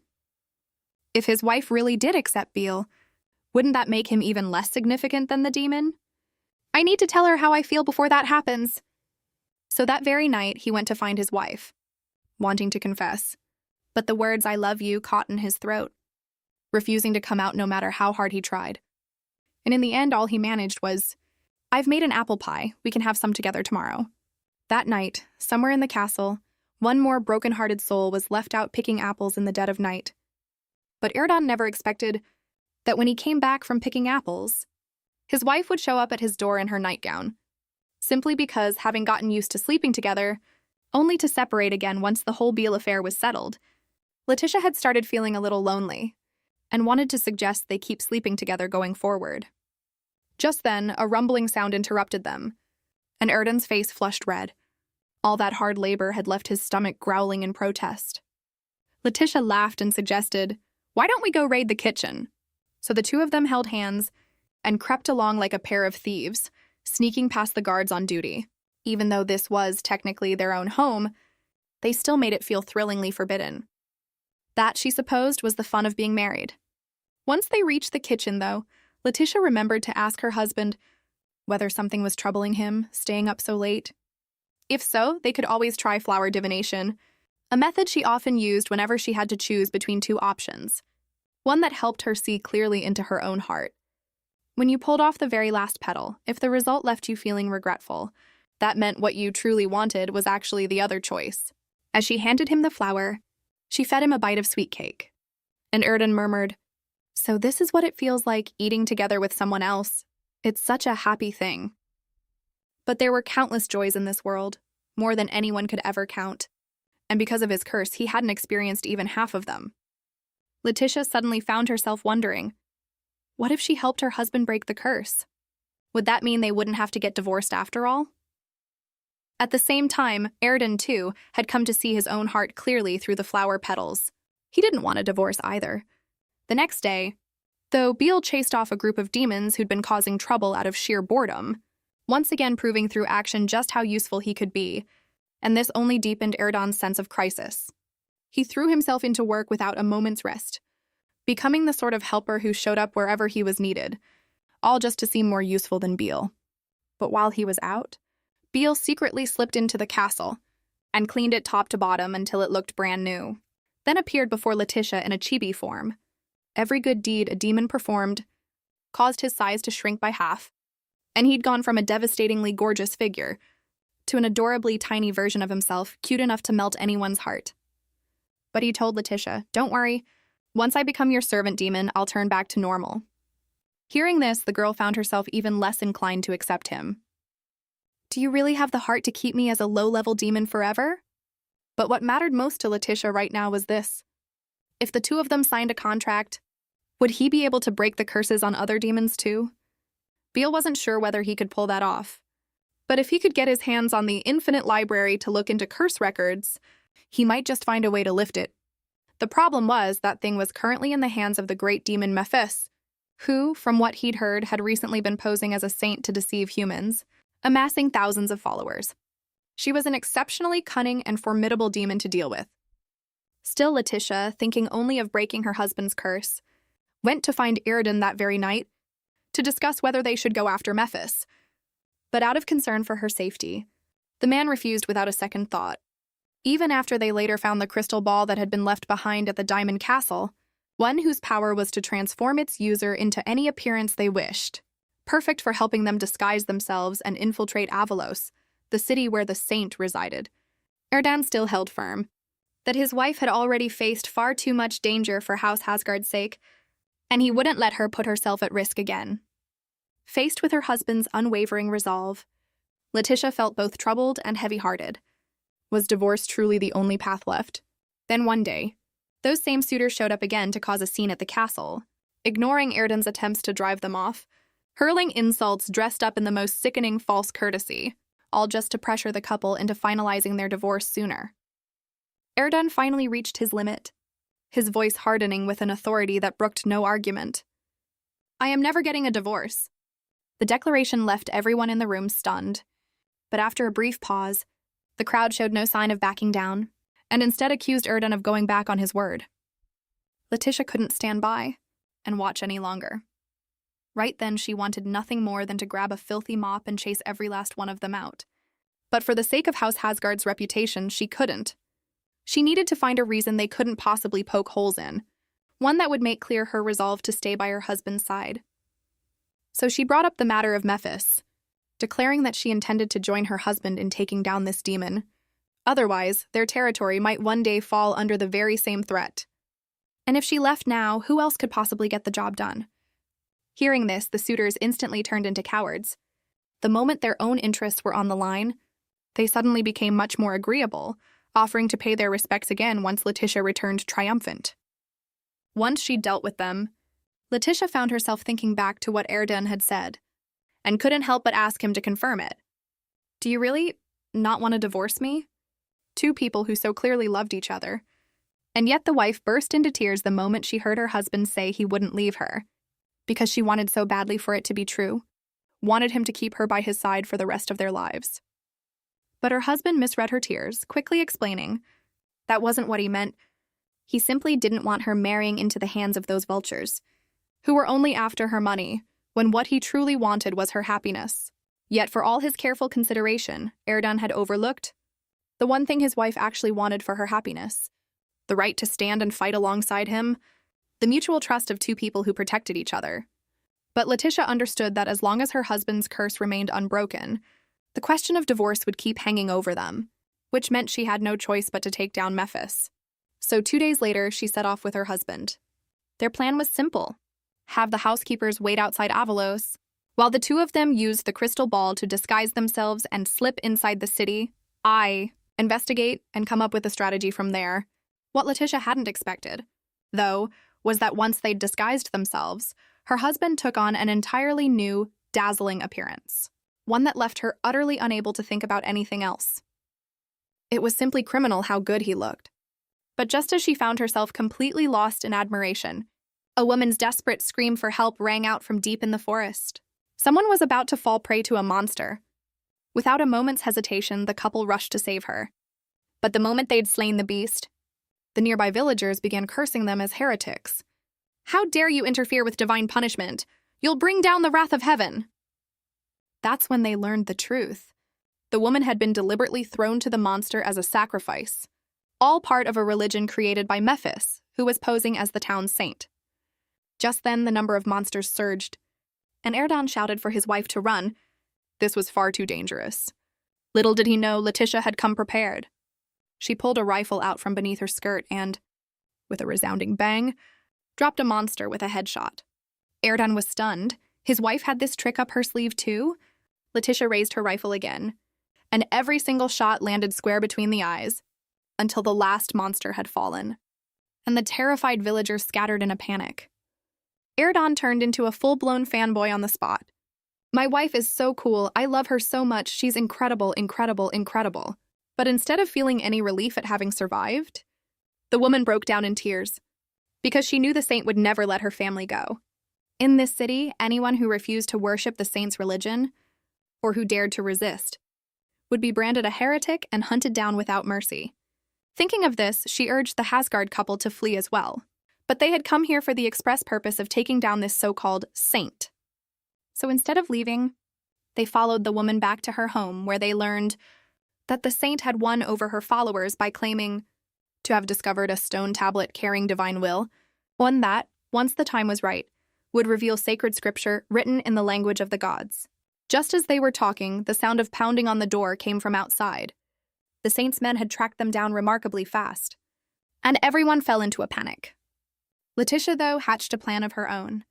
Here was the most cunning and treacherous of demons, disguised as the picture of divine goodness, committing every manner of atrocity in the name of the gods. To bring her down, the girl kidnapped some of the saint's followers, partly to distance the innocent townspeople from suspicion and keep them safe, and partly to use this as leverage to have the church's people escort them straight to the saint, where they could get a closer look at her true nature. By the time they arrived, the saint had already been expecting them for a while. Having heard that someone had slain her sacred beasts, she'd assumed she was about to meet some formidable figure, but the moment she actually saw them, she scoffed. "Well, this is disappointingly plain." Of course, this was all just the disguise the Hasgard couple had put on with the crystal ball. When it came to acting, though, Mephis truly deserved an award. With light beaming down from who knows where, she tearfully accused the two of them of being unspeakably cruel. "Those sacred beasts were so precious. How could you kill them? Even if you offer compensation, it will never make up for my followers' outrage." Knowing the truth, Letitia found the whole performance tiresome. Fine. And if I hand over 100 million, how would you respond then? "Oh, given how much sincerity you're showing, I suppose I'll accept it."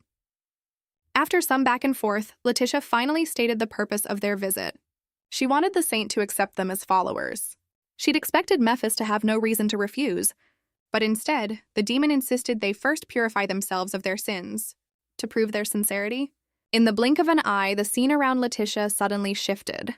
People were shouting that she was a witch, ready to burn her at the stake.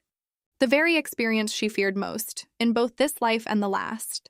But the next moment, her husband gently woke her, tears streaming down her face. It had all just been an illusion. This was how Mephis kept people trapped in fear, deepening their devotion to her religion. Erdan, too, had only just snapped out of the same illusion, waking to find himself and his wife locked up together. Seeing how badly the ordeal had shaken Letitia, his heart ached and he held her close, doing his best to comfort her. Once they'd calmed down, the two of them began discussing how to deal with Mephis. Letitia believed the first step was to shatter people's trust in the saint. But how exactly could they do that, given that neither of them had ever been particularly religious? When it came to someone they truly respected, though, Erdan had plenty to say. In fact, he'd always admired one particular person deeply.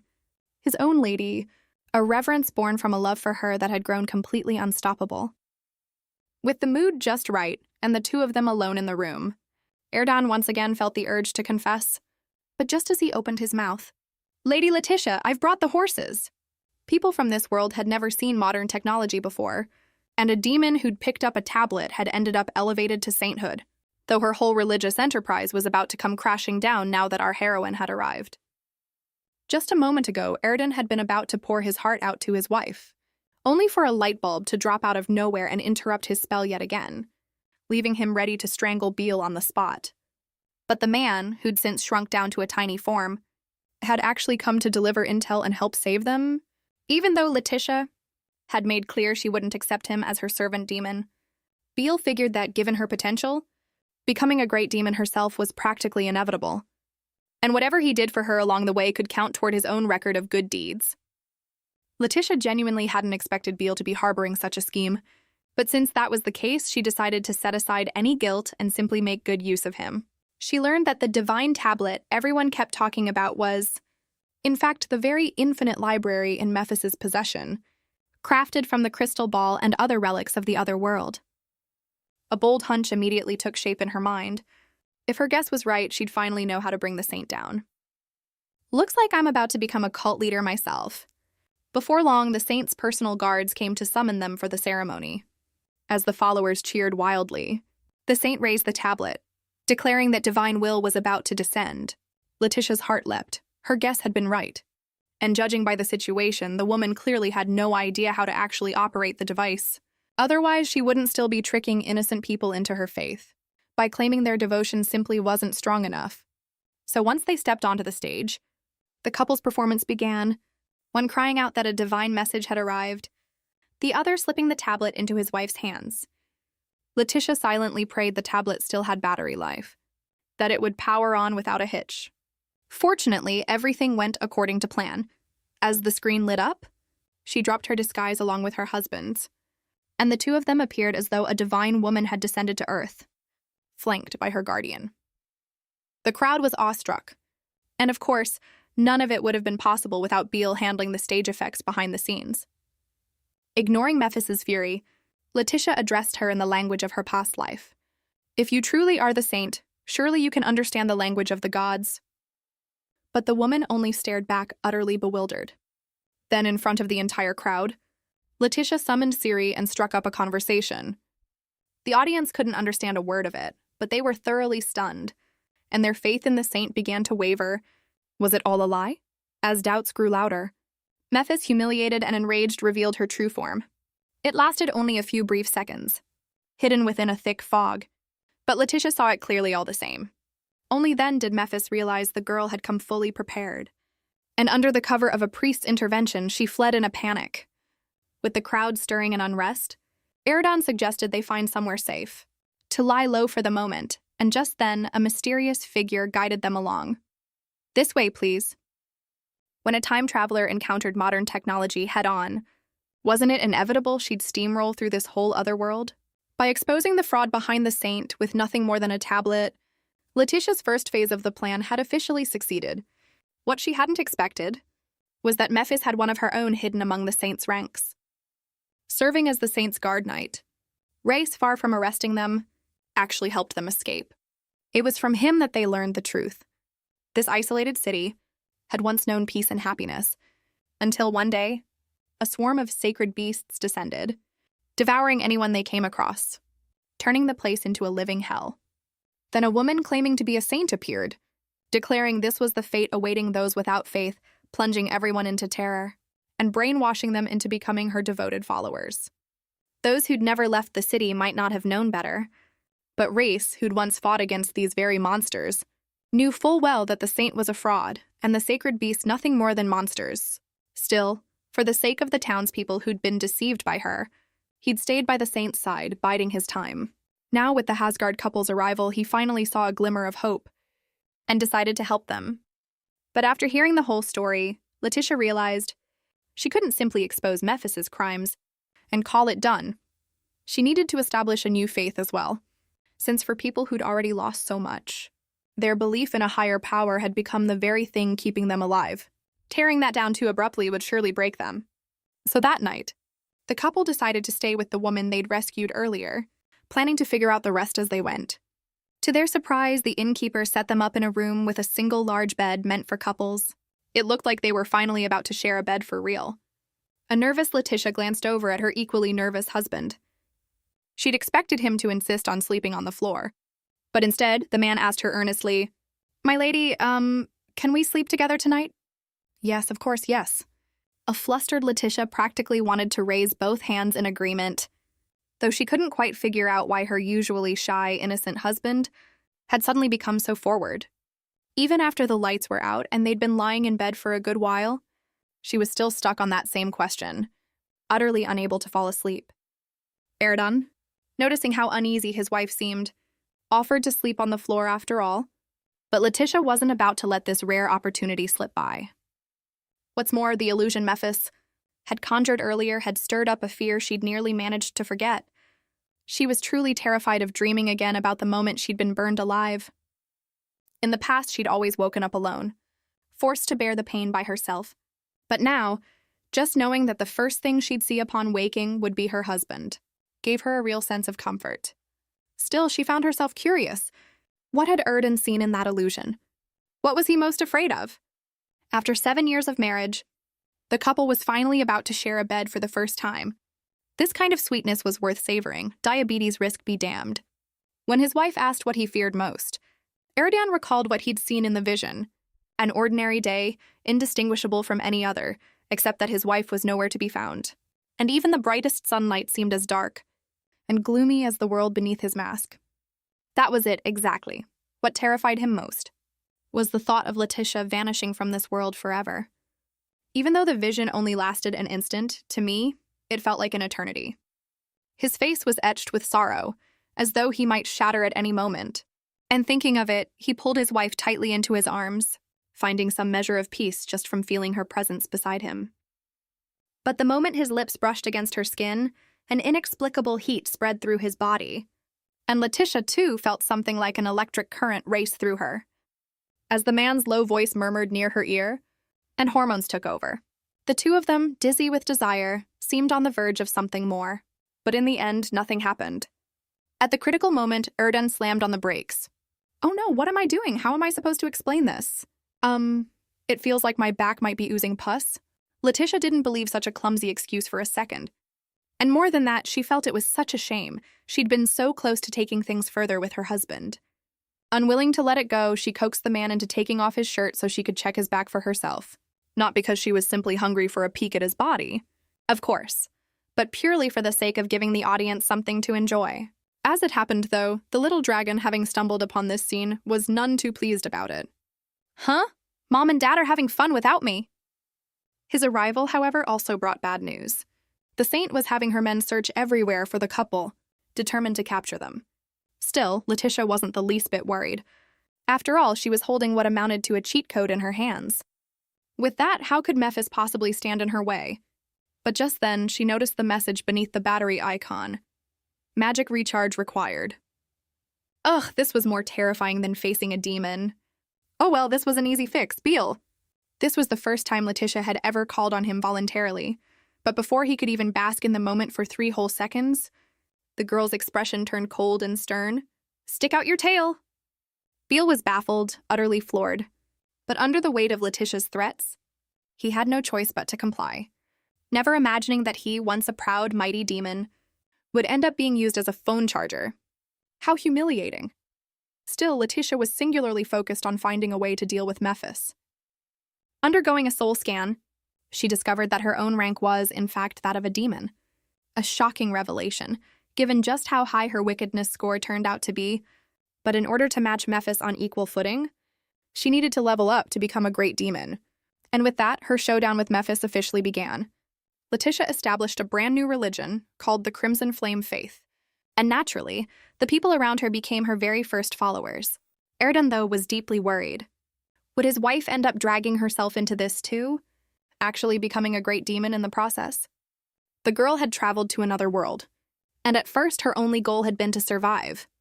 But ever since discovering modern technology hidden in this world, she'd somehow found herself on a path toward dominating the demon realm. Erdan had already seen through Beal's scheme.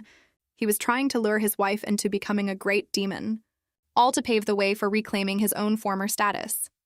Caught in the act, Beal didn't bother denying it. Yes, that was exactly what he'd intended. But to become a great demon required meeting 2 conditions. First, the corruption of the soul, and second, the dissolution of the body. Whichever one it turned out to be, it was the last outcome Erdan ever wanted to see. Letitia told him not to worry. Running from a problem never solves it. I will never let my soul fall into corruption. As long as you're by my side, I'll be fine.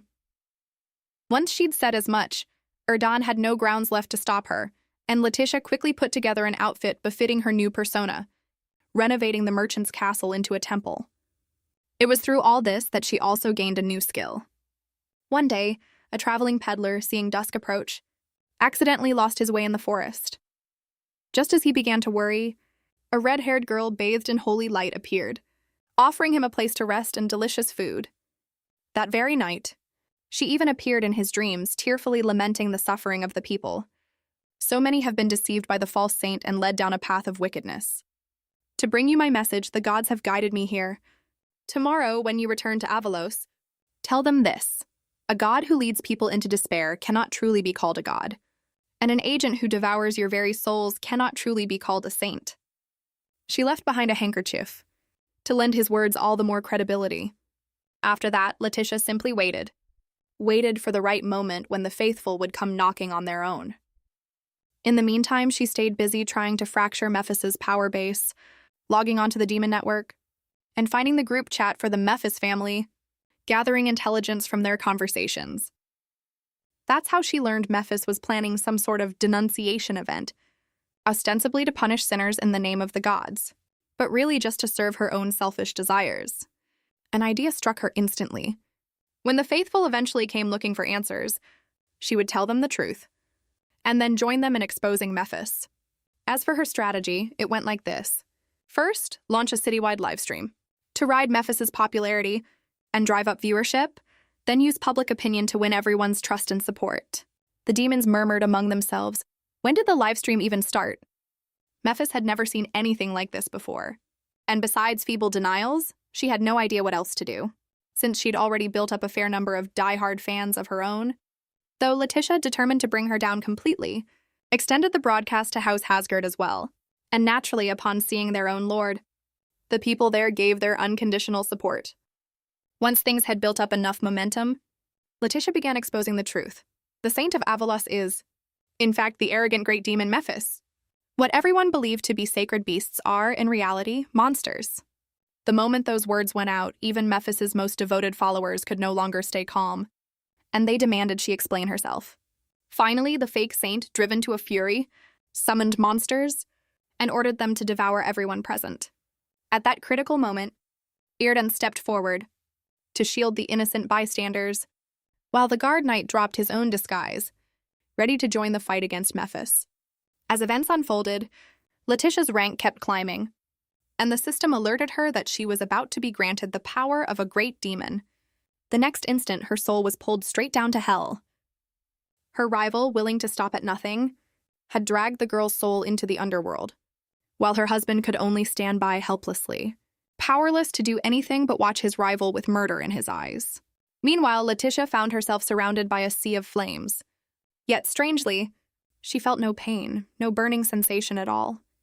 "This is the power of being a demon," the voice whispered constantly in her ear. "There are so many advantages to becoming one, like being able to get anything you desire."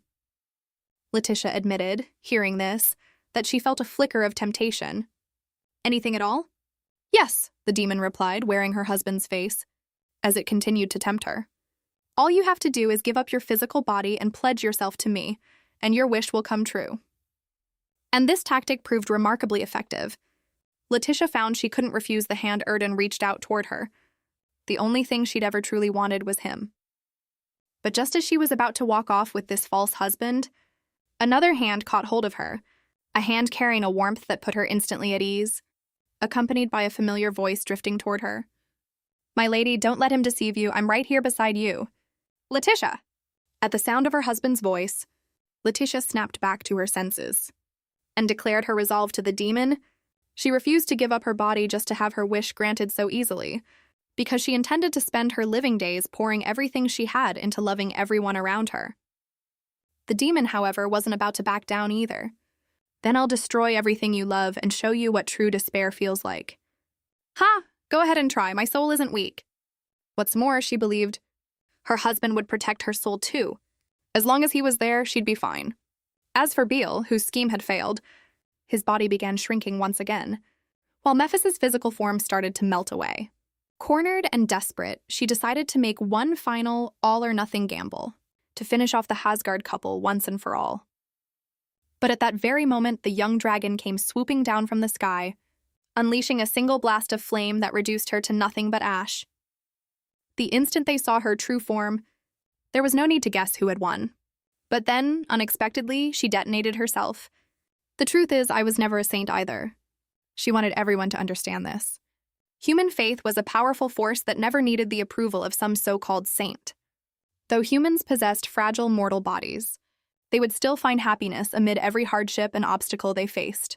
Compared to demons who deceived humans with magic and devoured their souls just to live a life of ease, humans were far stronger, far greater.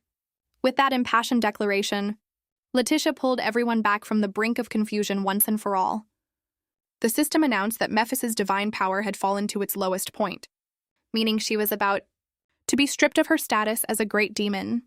She refused to accept it, but no matter how hard she struggled, the outcome had already been decided. Letitia ultimately emerged as the last one standing, and the people cheered with joy. Once the couple had finished handling everything else, they made their way to the shrine to look for the crystal ball. They searched high and low, and eventually spotted a statue. The moment Iridian reached out and touched it, water began flowing from the vessel in the statue's arms. It was said to be holy water capable of destroying demons. Letitia suddenly grew curious. Could it perhaps break her husband's curse too? Iridian, take off your clothes. Despite having a face of unmatched beauty, the moment anyone praised his looks, he'd be struck dead on the spot. To try to break the curse, his wife had him strip right there and take a bath in the holy water. Bashful as ever, her innocent husband warned. Please, whatever you do, don't peek. Letitia agreed readily enough on the surface, but how could she possibly let such a perfect opportunity slip away? She peeked through the gaps between her fingers, her gaze landing squarely on his 8-pack abs as he scrubbed his clothes. Oh my, oh my, oh my. Was she really getting to see this for free? Thank the heavens, thank every deity out there. But when the curse showed no signs of breaking, Iridian grew despondent. He knew perfectly well the curse wouldn't lift so easily, yet he couldn't help feeling a flicker of hope just moments earlier. Watching his disappointment, Letitia felt a sharp pang in her chest, though she quickly steeled herself again, more determined than ever to investigate this in secret. She couldn't bear to let her husband's hopes be dashed again. Combing through the information from the books and the tablet, she zeroed in on a figure who might hold the key to the curse, the demon Grand Duke Astaroth. The moment she made this connection, she summoned Beal to ask him who this figure even was, only to be surprised when Mephis showed up alongside him this time, and of all things appeared as a man. It turned out demons had no fixed gender, and this was simply the form he found most comfortable at the moment. As for his reason for showing up, it was obviously to compete with Beal over the servant demon position. But having already learned her lesson from last time, Letitia wasn't about to be fooled so easily again. She genuinely wanted to knock their heads together. Still, she was far more interested in finding out just who Astaroth really was. As it turned out, the story traced all the way back to the Genesis War. Humans and demons had clashed fiercely over territory, with humanity wielding the Limbo Sword, first held by the founder of House Asgard, while the demons were led by Astaroth. The two sides fought a brutal, evenly matched war that dragged on for a full century. Then, out of nowhere, a figure calling himself the Great Sage appeared, and ruthlessly swept the demon forces aside. Astaroth survived, but vanished without a trace afterward. And the Great Sage disappeared as well, never to be seen again. Letitia went on to comb through a great deal more material after that, but found nothing further. Still, she had a feeling that if she kept following this lead, she would eventually uncover the true source of House Asgard's curse. In the meantime, though more and more people had started writing to pressure the couple into divorce, since Letitia had steadily been claiming one territory after another. Once the count exceeded 5, according to continental law, they would officially become Grand Lords. And to preserve the stability of these territories, the law forbade Grand Lord couples from divorcing. This left everyone who coveted Letitia scrambling, and Letitia herself was none too pleased either. Why didn't you tell me sooner? She was so remarkable that, even though she was clearly spoken for, she still attracted no shortage of admirers. some of whom brazenly pressed her to divorce her husband. But it was only today that she learned that once someone became a Grand Lord, no one besides the Emperor himself in the capital would dare give them any more trouble. So she declared at once, "I'm going to become a Grand Lord." No matter what unknown dangers lay ahead, as long as it meant staying with her husband forever, she wasn't afraid of any of it. But her husband, of all things, responded with, "Isn't this decision a little rash?" Rash. Letitia's heart felt as though it had been pricked by a needle. "Erdan, do you still want a divorce even now? Never mind House Hasgard's curse. Never mind whether I married you willingly or not. I just want to know what you actually think." But her husband's hesitant stammering told her all she needed to know. As strong and optimistic as she'd always been, she finally couldn't hold it together any longer. She wished so desperately that her husband could be just a little selfish, that just once he could speak his true feelings out loud. "You know perfectly well I love you, that I don't care one bit whether you're handsome or ugly. I don't want a divorce, I want to grow old together with you. You said you'd stay by my side, so can't you just think about me, just me, and stop worrying about everything else?" The more she spoke, the more wronged she felt, her tears flowing harder and harder. But those very words finally made her husband understand her true feelings. Even though he still couldn't quite comprehend why his wife would love someone like him. The self-deprecating words he'd been about to say never made it out, because Letitia cut him off right away. "I'll help you break the curse. Please trust me! So don't bring up divorce ever again. You have to stay with me forever." But the truth was, Erdan had already become unable to live without Letitia for a long time now. He'd simply been carrying too many worries and far too much self-doubt. It wasn't until Letitia had already taken 99 steps toward him that he finally found the courage to take that last, most important step himself. In that moment, he poured every unspoken word into a single tender kiss, expressing his love with complete abandon. But after that one night passed, and the heat of the moment cooled, Letitia found herself feeling much the same way. From that day on, whenever the two of them crossed paths, they both put on the same act of being terribly busy. Though busy with what exactly, neither of them could quite say. They practically avoided each other entirely, and their words to one another grew stiffly polite. Even the slightest accidental touch was enough to send either of them jumping 3 feet in the air.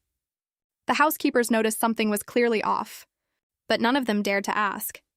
Then one day, Erdan decided he couldn't let this situation drag on any longer. After all, the two of them being so awkward around each other had started affecting the running of the territory, and he was genuinely worried about his wife too, assuming that whatever had happened that day must have left her deeply uncomfortable. Lately, his lips kept breaking out in cold sores. The boils must have brushed against his wife's lips too. "No, I'm happy. I'm really happy. Erdan, actually, you didn't..." Letitia was just about to tell him the truth, when suddenly, her throat felt as though something had clamped down on it, choking her. The wife had only meant to say the words, "You're so handsome," to her husband. Instead, a demon's hand had seized her by the throat, delivering a warning. "Don't say it. The instant those words leave your mouth, the master of House Hasgard will die."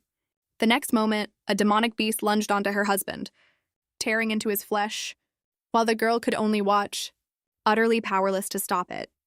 The overwhelming grief jolted her awake from the nightmare. Even opening her eyes to find her husband perfectly unharmed, she felt no sense of relief whatsoever. Because this time, the demon's warning had been even more severe than before.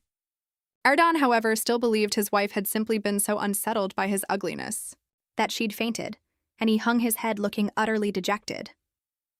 Letitia desperately wanted to tell him the real reason, but she couldn't. All she could do was beg her husband to trust that she had her reasons for staying silent. Seeing her like this, Erdan finally, belatedly understood. "My lady, about my curse. Is there something you already know?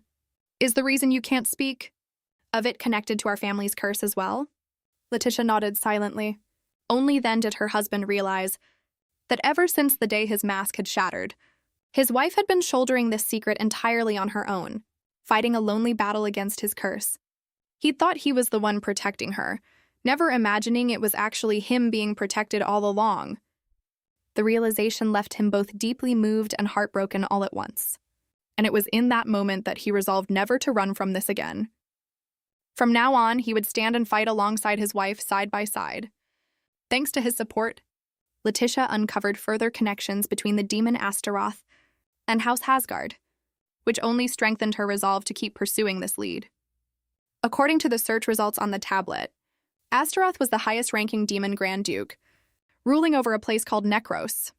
Seeing this, Letitia had her husband put his mask back on. She needed to summon two uninvited guests, Beal and Mephis. It was from them that she learned that ever since the demon Grand Duke had vanished, Necros had become a slum overrun with the most vicious, desperate demons. And as House Hasgard took over other demon cities, Belosa, Basin, and even more demons had flooded into Necros. But the neighboring city of Hawk was ruled by a germaphobe demon named Lucipe, who refused to take in these destitute refugee demons, leaving relations between the two cities deeply strained. Hearing this, Letitia immediately had an idea. This was the perfect opportunity to seize this entire city. Of course, that would require Beal and Mephis's help too. Don't you two want to become my servant demons? Then sign our company's internship contract. Becoming the servant demon of a future great demon like me is no simple matter, you know? The moment she said this, the veteran employee grew visibly anxious, while the newcomer just looked utterly baffled. This human girl's mind was so devious even demons found her intimidating, which was exactly why they were both so eager to work under her. Oblivious to the fact that the girl's talent for empty promises was second to none. Whatever servant demon or soul contract she talked about was really just bait to keep her workhorses laboring even harder on her behalf. Sure enough, the moment she said this, both of these suckers immediately pledged their loyalty. "Boss, I'll work hard. Boss, I definitely won't let you down." What Letitia actually wanted them to do, though, was quite simple. Sell the handmade household goods she'd produced to other demons. Naturally, these weren't ordinary products. She'd mixed in holy water capable of destroying demons, meant to weaken their combat strength, laying the groundwork for the fight to come. Next came sending these trained interns to infiltrate Hawk, using classic multi-level marketing tactics along with tempting incentives to rope others into investing, buying and selling the product, then spreading it further to the surrounding area. By now, everyone can probably see where this is going. Letitia had gone right back to her old scam artist ways. Once the demons had made a little easy money and completely let their guard down, intern number 2 would step in, whose job was to stir up anxiety among the investors. See, the trouble with pyramid schemes is there's no fixed place to sell the goods, so you have to keep finding your own customers. At first, you can rely on people you already know for some sales, but if your circle is small or you're stuck in a backwater town like Hawk, you'll quickly hit a wall. That's exactly the moment when, if a demon who'd previously been demoted was seen making good money off the scheme, living better than they were, and word got out that they were even opening a branch in Necros, the competition would only intensify, and they'd inevitably feel compelled to empty their savings and stockpile inventory like crazy, both to defend their existing customer base and to try to climb the ranks themselves. By this point, Letitia's plan had essentially succeeded, and her final move was to disappear with the money, funneling all the funds they'd swindled straight into Lucipe's account. That way, once the demons discovered they'd been scammed, they'd direct their anger squarely at Lucipe instead. Meanwhile, the little demon lord himself was fast asleep, hastily woken by the hamster at his side. Rubbing his groggy eyes, he had no idea that danger was closing in. By the time he reached the city walls, he found the demons in an uproar, and he snapped immediately. "You lowly scum! How dare you disturb my sleep? Are you trying to die?" It was only then that he realized it wasn't just his own people out there. Demons from Necros had shown up too, but all he cared about was getting back to sleep. So he sent his hamster to have soldiers handle it. Instead, those soldiers came back looking like frostbitten eggplants, wilting and utterly useless, having fallen victim to the same product that had recently become popular around the city. He was completely baffled watching this unfold. What on earth was going on? That's when Letitia swooped down from the sky on Dragonback, and after a brief introduction, extended an olive branch straight away. "Come and be my servant, demon." He might have stood barely 5 feet tall, but he'd actually lived for over 100 years. And yet here he was, defeated by a girl who'd just turned 18, who now wanted him to submit as her slave. After his brain briefly short-circuited, Lucipe burst out laughing. A creature lower than a worm daring to talk such big talk. Well, this is a first. It was also at this point that he realized the demons had suddenly turned on him all at once, because of this very girl's scheming. But so what? He didn't have money to protect, unlike Beale, nor followers or human souls that could be stolen away, unlike Memphis. So he had nothing to fear. Yet Letitia knew all of this already. She'd long since gathered intelligence on Lucipe from Beale, learning that his backing had always come from the demon Grand Duke. But once Astaroth had vanished after the Genesis War, Lucipe had effectively lost his protector and his weapon both, which was exactly why he'd been waiting all this time for Astaroth's return. And since Astaroth was a dream demon, and Lucipe spent all his time sleeping, Letitia guessed that this was probably how he kept in contact with Astaroth, who remained locked in his eternal slumber through dreams. Sure enough, the moment Letitia proposed she could help bring Astaroth back, Lucipe's resolve visibly wavered. She pressed further. "Kid, right about now you could really use someone to back you up, couldn't you?" Lucipe hated feeling looked down upon like this. Just then, Count Basan led his troops in an assault on his city walls. Of course, this too had all been orchestrated by Letitia, cutting off every last one of Lucipe's escape routes, until he had no choice left but to become her servant demon. Fortunately, her plan went off without a hitch, and thinking only of Lord Astaroth, Lucipe finally agreed to sign the contract with Letitia. The instant their souls were bound together, an invisible chain wrapped itself around him. From now on, he would be entirely at his mistress's command. Meanwhile, Eridan had finished clearing out the demons of Necros and taken the city, bringing this whole operation to a successful close. But while some celebrated, others were left bitter. After slaving away without ever earning the title of servant demon themselves, both Beale and Memphis were stung with envy watching some sleepyhead claim it so easily, making no effort to hide their jealousy of Lucipe. But there was nothing to be done. The guy wasn't just a great demon, he also happened to be remarkably good at winning people over. Beyond simply charming his mistress with cute antics, he even showed proper respect to her husband, knowing exactly how to stay on his good side, which left Eridan completely bewildered. Still, he wasn't about to let his guard down. So after sending the others away, he cupped his wife's face in his hands, carefully checking to make sure her soul was still intact. And only then did the knot in his chest finally loosen. He voiced his concerns to his wife. "This Lucipe fellow seems a little too obedient, doesn't he?" When they'd first met, he'd been a cute little creature willing to eat people alive. Yet the moment he signed the contract, he'd instantly transformed into his mistress's most devoted pet. Despite loving to sleep in, he now rose at 5 every morning for his mistress's sake, preparing breakfast and tea for her, and even served as a translator whenever she was out inspecting her territory, helping her communicate with the local monsters. The contrast honestly was almost too much.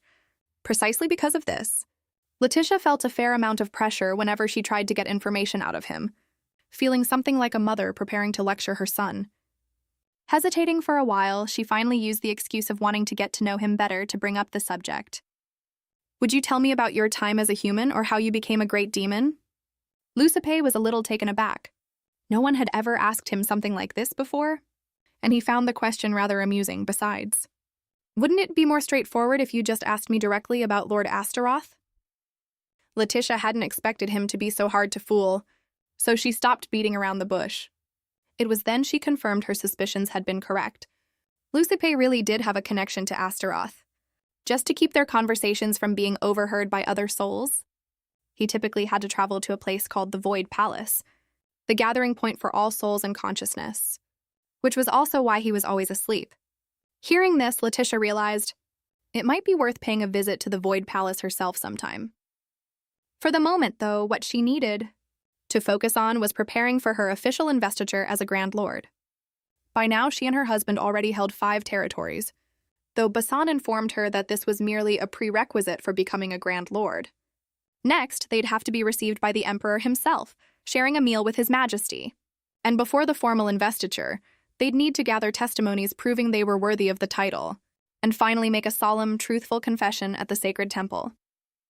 At this, Basan noticed that Letitia's motives for wanting to become a Grand Lord seemed a bit impure, and made a point of emphasizing that the High Priest would cast a spell during the investiture ceremony, so absolutely no lies could be told during the confession. This rattled Letitia more than a little, since she certainly hadn't prepared herself to confess everything. Just as she stood there lost in thought, "My lady!" Eridan returned from patrolling the territory with the young dragon in tow, and rather than rest even for a moment, He suggested they go stargazing together that night, a rare chance for the two of them to slip away alone, which left them both unusually excited. As they flew over their territory, lights flickered on one by one in the homes below, mingling with the smoke rising from cooking fires, filling the early winter air with a deep sense of warmth.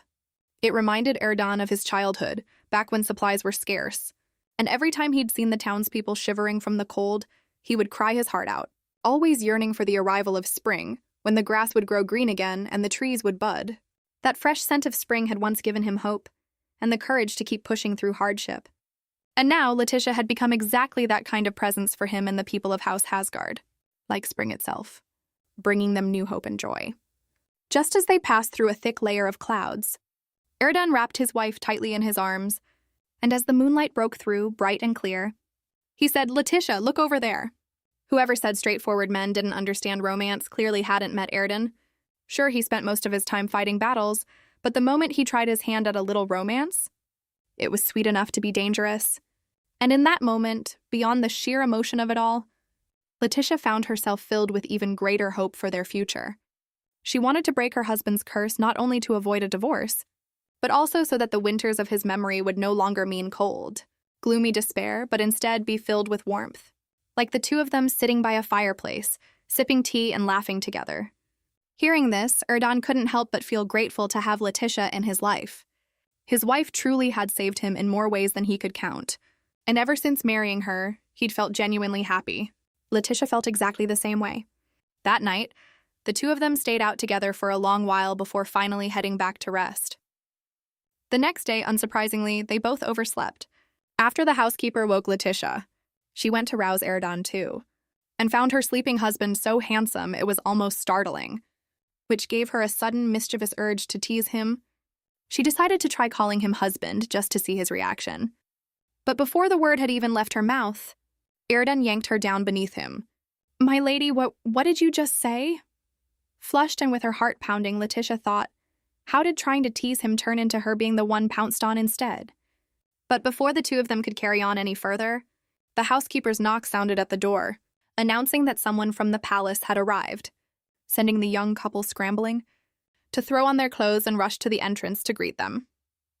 Before they'd even caught their breath, they were informed they needed to set off for the palace immediately, and from then on, the management of their territory would fall entirely under the palace's supervision. And so the couple set off on the road to the capital. Along the way, they learned the identity of the messenger, a girl named Allison, who would serve as their secretary going forward, handling every detail of their food, lodging, and daily affairs. Once they reached the capital, they first went to the residence they'd be staying in for the time being, a mansion left behind by a duke who, after falling out with the emperor, had taken his family and left the capital for good. This reminded Letitia of the housekeeper's repeated warnings before they'd left, urging her to be especially careful around the emperor. Judging by that, he must be an extremely demanding man, though no matter. "I'll do my best to flatter his majesty until he acknowledges I'm fully qualified to become a grand lord." But getting back to the matter at hand, after touring the duke's estate and hearing Allison's itinerary, Letitia realized the road ahead was going to be a real battle, because their very first engagement was none other than an invitation to Duchess Sabrad's luncheon. And this woman commanded the most prestigious merchant guild in the entire capital, a connection every noble was desperate to cultivate. But Allison warned them that the thing they most needed to watch out for wasn't anything external. It was themselves, especially Erdan. Known to the world as a hideous monster, what people didn't know was that beneath his mask lay a face of breathtaking, almost suffocating beauty, one he could never afford to reveal, or it would cost him his life. And in this cutthroat noble society, the slightest misstep would mark you as weak, and they would stop at nothing to try to rip that mask right off him. For two complete newcomers to high society, this was an enormous challenge.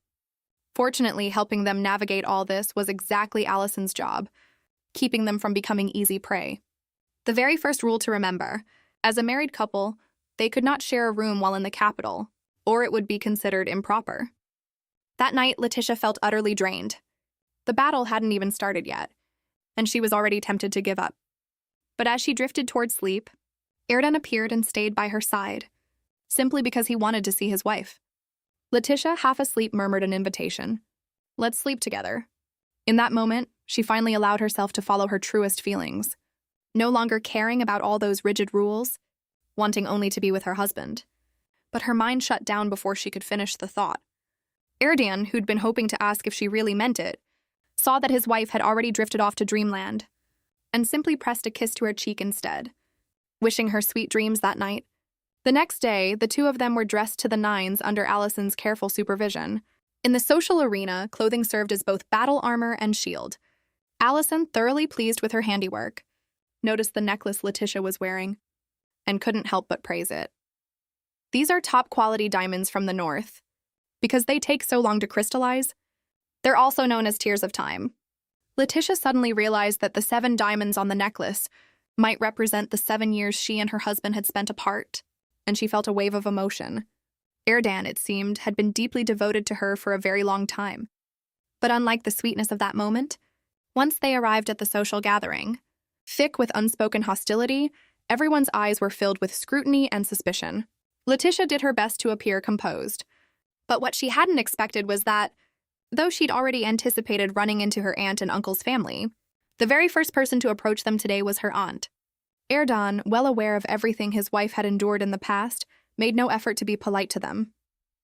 Yet the aunt's 2 daughters carried on exactly as they always had, and from the way they treated Letitia so disrespectfully, it was obvious they still didn't think much of her at all. A surge of anger rose in Erdan's chest. "Are your greetings finished? My lady doesn't seem particularly pleased. Once upon a time, she'd been the pitiful girl bullied endlessly by her aunt and uncle's family. But after marrying the monster in her cousin's place, she'd found not only a happy, fulfilling marriage but also built a thriving enterprise of her own. As the saying goes, no one bothers with you when you're poor, but even distant relatives come calling once you're rich. And seeing how far she'd come, her aunt's family had shamelessly tried to cozy back up to her, as though they'd completely forgotten how they'd once treated her. But Erdan, deeply in love with his wife, wasn't about to tolerate their hypocritical, two-faced act. And right there in front of everyone, he called out their scheming for what it was. The woman tried at first to argue her way out, insisting she'd devoted herself wholeheartedly to caring for Letitia in the past. Hearing this, the darker impulses buried inside Letitia nearly drove her to wrap her hands around her aunt's throat. But she didn't, because she understood that true strength wasn't found in confrontation, but in smiling and letting things go, no longer clinging to the pain of old wounds. Looking at it from another angle, if her uncle and aunt hadn't sent her off to House Hasgard, she would never have met Erdan, nor achieved everything she had today. With that in mind, Letitia expressed her gratitude to her aunt, while also making clear her intention to sever ties with them for good. "Once I become a Grand Lord, I'll surely be far too busy. I doubt I'll be able to see you again in this lifetime. I wish you both continued peace and prosperity. Let's part ways here." With those words, Letitia went off to mingle with the other guests. But no matter how composed she managed to appear in front of others, once she was alone with her husband, she couldn't hold back any longer and let out a frustrated shout to the sky. "Ah, I'm so mad! Devoted wholeheartedly, my foot. That's infuriating." Only then did Erdan understand. His wife hadn't refrained from taking revenge because she didn't want to, but because she refused to soothe her own wounds by lording her position over others. She didn't want to become someone like her aunt. And this kind of strength and resilience was something he felt he could never quite match, deepening his admiration for her all the more. Little did he know, a great deal of Letitia's strength actually came from him. No matter how unkind the past or future might be to her, as long as her husband stood beside her, she felt she could handle anything. In that moment, a sudden impulse washed over Erdan, and he took off his mask. Letitia panicked immediately, covering her head. "What if someone sees you? Didn't we agree you'd only take it off in front of me?" "It's fine, my lady. Right now, you're the only person I see. So no matter what's around us, you'll only ever be looking at me too, right?" The two of them shared a kiss in a shadowed corner of the room, until someone announced, "The luncheon is about to begin. Would all our honored guests please make their way to the main hall?" A new round of battle was about to commence. To protect his own life, he could never remove his mask in front of others, and so people speculated endlessly about just how ugly he must be, that he even had to eat that way. Little did they know, the man beneath the mask actually looked like that. Still, Erdan had long grown accustomed to this kind of malice, and he knew exactly how to deal with people like this. He'd simply lean in and whisper something in his wife's ear, then flick his gaze pointedly toward whoever had spoken, inflicting minimal actual harm but maximum insult. Following her husband's lead, Letitia did the same. And together, the two of them managed to shut everyone else up. All of this, though, was closely observed by the hostess of the luncheon, Duchess Sabrad. Once the meal ended, the ladies retired to the tea room while the gentlemen headed out to the garden. With Erden gone, Letitia suddenly felt far less secure, but to her surprise, the Duchess approached her directly, offering high praise for everything Letitia had accomplished on her journey so far, and even teasing her about the sweet relationship she shared with Erdan. Sweet enough, in fact, to make onlookers positively envious. Finally, speaking as someone who'd been through it all herself, she offered a word of caution. Human cunning can sometimes be more terrifying than a demon's. Only by holding on to your true self can you avoid losing your way as you move forward. At the time, of course, Letitia hadn't yet grasped the full weight of those words. That night, back at their residence, she felt utterly exhausted. Socializing really wasn't easy, and within 3 seconds she'd fallen fast asleep, completely unaware that danger was already creeping in unnoticed. A shadowy creature was trying to worm its way inside her body. At that critical moment, Lucipe rushed in and, without hesitation, engaged the intruder in battle, successfully driving it away. But even with all that commotion, Letitia never stirred, and an exasperated Lucipe pinched her cheek, demanding to know what she'd picked up out there that had lured a dream demon all the way back with her. Fortunately, it had only been a low-level minion, or the consequences could have been dire. Lucipe guessed it was either a chance encounter, or someone had deliberately been targeting Letitia. But Letitia herself wondered, could it be that Astaroth had sent it? She had a feeling Astaroth was drawing closer to her by the day, though whether that was a dangerous sign or a rare opportunity she couldn't say. Still, rather than wait passively, she preferred to take the initiative. With that thought, she asked Lucipe to take her to the Void Palace right away. Lucipe let out an exasperated sigh. Listening to you talk, one would think the Void Palace was just your own backyard. Have you ever considered how dangerous this actually is? In order to bring her husband's beauty back into the light, Letitia was finally about to meet the true final boss, which also meant she was walking straight into more danger than she'd ever faced before. Lucipe explained that the Void Palace was something like a refuge for stray consciousness. Creatures with no home and nothing left to lose, meaning they could lash out in an instant, and even the slightest misstep could cost you dearly there. With that, he began drawing a magic circle on the ground, both a disguise and a form of protection for Letitia, since they'd need to separate her consciousness from her body, leaving her physical form behind as an empty room, with the magic circle acting as the lock, keeping other souls from breaking in. Once everything was ready, Letitia began the process of separating her consciousness, a sensation like suddenly plunging from a great height. When she opened her eyes again, she found herself floating in midair, her body lying at the center of the magic circle below, while Lucipe, beside her, had returned to his adult form. It turned out the adorable little boy he usually appeared as was just another disguise meant to charm humans.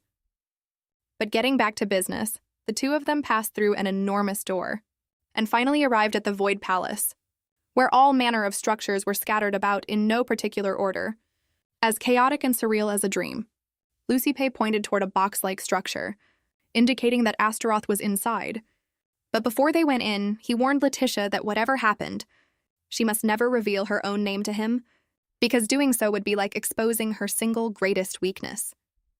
Letitia nodded firmly, resolve in her eyes, but the moment the door opened, just the sight of the figure's back sent an icy, bone-deep chill sweeping through her entire body, leaving her trembling uncontrollably, so much so that when the figure demanded to know who she was, she completely forgot Lucipe's warning.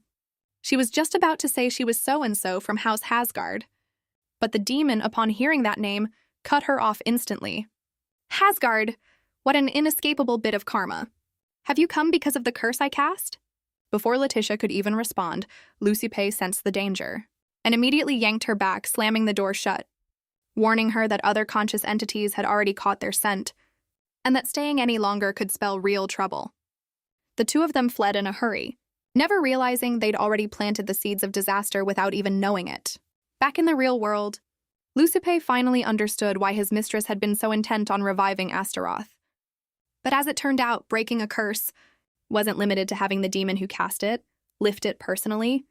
There was another way, completely destroying that demon instead. Hearing this, Letitia was thoroughly shocked. Lucipe went on to explain that as long as the demon's body, soul, and consciousness were all destroyed together, it might just be possible, but finding a place where all three converged as one was something even he had no idea how to accomplish, and he urged Letitia to simply give up on the whole idea. Yet at this point, how could Letitia possibly bring herself to give up? The whole matter left her mind reeling with frustration, and she had no idea how she was even supposed to bring this up with Erdan. Just as she sat there troubled, however, her husband handed her something, an application to terminate her guardianship. She had been abused and mistreated by her uncle's family since childhood, and by the time she was barely past 10 years old, she'd already been sold off to marry a monster. Back then, she'd had no choice but to accept her fate. Yet now her husband was handing her a formal application to end that guardianship altogether. It turned out that ever since running into her aunt that day, Erdan had been quietly planning this all along. His wife was already an adult now, and no longer needed a legal guardian. So he wanted her to finally be free of that miserable birth family for good. Moved, Letitia threw her arms around her husband. She was so grateful for how thoughtful he always was toward her. Though, in truth, wasn't she exactly the same way with him? Neither of them realized yet, though, that this guardianship application would end up being the key to defeating the final boss. Before their audience with the Emperor, they still had a whole slate of social events to get through. But then an urgent letter arrived. Allison's face went pale the instant she read it, and she immediately alerted everyone. Change of plans! Go get those 2 crimson gowns trimmed with silver right away. Hurry, hurry, hurry! It turned out to be an invitation from the Empress herself, which sent the young couple into a panic of their own. Though unlike their nervousness, Allison was busy fretting over something else entirely. Where on earth were they supposed to find a page boy on such short notice? The Empress had a deep passion for culture and scholarly pursuits, and actively encouraged everyone at her salons to engage in lively discussion and exchange. To help the next generation broaden their horizons in these settings, it had become customary to bring children along to the salon, and no one bothered questioning whether the child was directly related to the guest or not. Hearing this, a bright idea struck Letitia at once, while Erdan immediately sensed trouble brewing. My lady, don't tell me. Indeed, if there was ever a moment for Lucipe to step onto the stage, it was now. Not only was he the right age, his appearance was thoroughly convincing too. There was just the matter of his identity. They obviously couldn't let anyone know he was a demon. Fortunately, deceiving humans was Lucipe's specialty. Without missing a beat, he invented a tragic backstory for himself, complete with a heartbreakingly sympathetic, tear-streaked face, leaving Allison completely taken in. Still, that alone wasn't quite enough. To make a good impression on the Empress, it would help if they each had some sort of special talent. Lucipe, for instance, had a decent grasp of art and history, and Erdan had received a basic education as well. As for Letitia, thinking back on those years while Erdan had been away, she'd spent her time eating well, drinking well, and sleeping soundly, but had utterly neglected her studies. Allison found this puzzling, wondering whether Letitia hadn't received any education at all while with the Grey family, only then learning that Letitia had actually suffered abuse in her uncle's household. She fell silent at that, and the couple felt thoroughly downcast. Just as they were at a loss for what to do, Lucipe spoke up, reminding Letitia, "Don't you have one particular area you're an absolute expert in? Demon hunting. In the past, it had always been demons toying with humans for sport. But with Letitia, the tables had completely turned. Now it was she who held demons wrapped around her finger.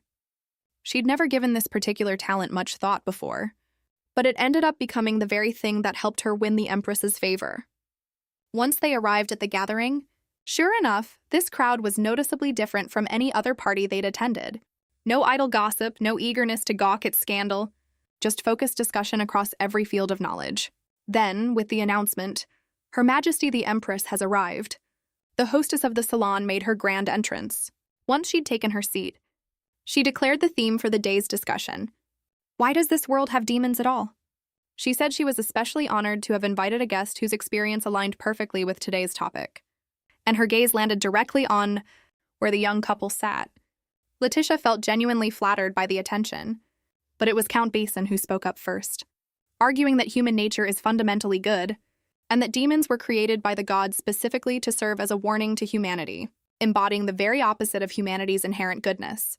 This lofty, high-minded speech struck both Lucipe, an actual demon, as absurd, and left Letitia utterly speechless. Someone who had personally colluded with demons before now had the nerve to say something like that? The Empress, too, looked distinctly unimpressed, clearly not satisfied with the answer, and turned to ask Letitia whether she felt the same way. No, I believe demons were created by humans themselves. The statement left the entire room stunned, but Letitia pressed on. Humans are difficult to define so simply. A person can lean toward good, or they can lean toward evil, and demons are precisely what emerges from that darker, evil side of human nature. Because sometimes humans can be even more wicked than demons themselves. Just as the discussion reached this point, a little girl suddenly voiced her confusion. Then where did the angels go? Indeed, why was it that this world seemed to have only demons and no angels at all? Though there were rumors that the imperial family descended from angels, to this day, no one had ever actually seen or sensed an angel's presence, so Letitia found herself unable to answer that particular question. Still, when it came to the matter of drawing lines between good and evil, she believed that no matter who you were, everyone likely thought of themselves as having some measure of goodness within them. Seeing how engrossed the Empress was in the conversation, Letitia decided she might as well push things a little further, using herself as an example. Honestly, I'm neither good nor evil, because I happen to be an incredibly skilled con artist. Every single achievement house has good. Has to its name, I got through trickery and deception. The girl had just openly confessed, in front of everyone, to being a fraud. And yet, rather than looking down on her, the onlookers actually seemed to hold her in a certain degree of respect, precisely because the ones she'd swindled weren't humans, but demons. She'd set traps and taken down an entire ring of wicked demons, all to help humanity. Sure, the act of deception itself was reprehensible, but her underlying intention had been good. So was she, in the end, a good person or a bad one? What Letitia really wanted to convey was this. There was no need to draw such a strict line between the two, nor was there any real need to insist on the existence of angels or gods. As long as one held on to kindness in their heart, humanity, too, could possess the strength to overcome demons. This perspective struck the Empress as genuinely refreshing. But just then, the ring of a small bell sounded, and although there was clearly more she wanted to hear, it was a sign that it was time for her to leave. Only after she'd departed did Letitia snap back to reality. Am I out of my mind? Why did I have to go and show off in front of the Empress? She used her husband's embrace like a mouse hole to hide in, hoping to escape reality for a moment. But it was only when Erden pointed it out that she realized the crowd hadn't looked at her with any strange judgment at all. Quite the opposite. In fact, they seemed to regard her with a measure of admiration and appreciation. And really, thinking about it, who else in that room besides her could claim to have defeated demons through sheer cunning and wit? Buoyed by her husband's encouragement, Letitia immediately felt much better. But just as their little family of 3 was preparing to leave, Erden suddenly froze in place, while Lucipe tugged at his mistress's sleeve, quietly warning her that there seemed to have been another demon present besides himself. He'd just felt a gaze, coming from someone he recognized, and though he couldn't be entirely certain, there was a strong chance it belonged to Astaroth. Letitia was about to share this news with her husband, only to find him staring fixedly in one direction. Standing there was a woman, who somehow felt strangely familiar, though she couldn't place where she might have seen her before. But the instant the woman's gaze turned toward them as well, Erden bolted forward without warning. Mother? Letitia was stunned. Hadn't her mother-in-law passed away long ago? Indeed, the woman standing before them wasn't Erden's mother at all, but rather his mother's identical twin sister, his aunt. As for why Erden had never once heard of her existence, the woman let out a sigh and said she wanted to speak with him privately. Seeing this, Letitia told her husband to go ahead. Without any worry, she genuinely felt happy for him, that even in a world as vast and crowded as this one, he could still find family of his own like this. Meanwhile, Lucipe suggested he wanted to slip into the crowd and observe things quietly on his own, leaving Letitia feeling a little bored, to wander the palace grounds alone, and this little stroll turned out to yield a real windfall. A golden-haired little girl suddenly threw herself into the arms of the red-haired young woman, begging her for help. A demon is chasing me! It wants to catch me! Letitia's first thought was, which demon was bold enough to cause trouble here, right in the palace? But no sooner had she hidden the girl by the entrance to a drainage tunnel than two maidservants came rushing over, calling out anxiously for the princess. Letitia's jaw dropped. The princess? Sure enough, the girl was none other than Daphne, the Empire's only princess, and the whole demon story had just been a lie the girl made up to skip her lessons. Letitia felt thoroughly played, though perhaps it was precisely because neither of them was particularly fond of studying that she suddenly felt as though she'd found a kindred spirit in a stranger, and she decided to show a little solidarity, pointing in the wrong direction. I just saw her run that way. Still, as a responsible adult, she couldn't very well go around corrupting young children. So once the maids had left, she made sure to tell the princess that what she'd done wasn't right, and got her to promise she'd apologize to the person she'd falsely called a demon. Only then did she finally reach out to help the girl climb out of hiding. Though Letitia had somewhat underestimated just how much a child of that age actually weighed, and ended up losing her balance entirely. Not only did she fail to rescue the princess properly, she toppled right in with her, smashing the stacked crates she'd been standing on in the process. This whole ordeal had become quite the embarrassing scene. Fortunately, Letitia managed to keep a level head, tracking the direction the water was flowing, reasoning that since the water was moving toward the drain, walking in the opposite direction might lead them to an exit. So she hoisted the princess onto her back and made her way through the pitch-black passage. But the palace turned out to be so enormous that after walking for what felt like ages, all they found was a small, locked iron door. At this, the princess pulled out a pen and notebook from her pocket, sketched the door, and labeled it as number 1473. Curious, Letitia asked why she was doing this, and that's when she learned that Daphne made a habit of drawing every single door she came across in the palace. Because although a door was, in theory, meant for going in and out, none of the doors in this entire palace had ever actually let her leave. She sometimes found herself wishing she could simply fly away. If I really am descended from angels, at least give me a pair of wings. Just then, a warm sensation spread across the top of Daphne's head, and she realized Letitia had reached out and gently patted her hair. Both of them were equally startled by the gesture. Letitia had only meant to comfort this little girl, who so clearly longed for freedom, never expecting she'd actually go through with it. But as it turned out, Daphne didn't mind at all. She rather liked the feeling, and even wanted her to do it again. Suddenly, a cat's meow broke through the air, and an adorable little creature made its grand entrance. The princess's beloved pet, who had simply wandered off during a walk. And with its arrival, the two of them finally found their way back out. Letitia, however, could never have anticipated what she'd see next. Sitting right there before her eyes was House Hasgard's own family heirloom, the Limbo Sword.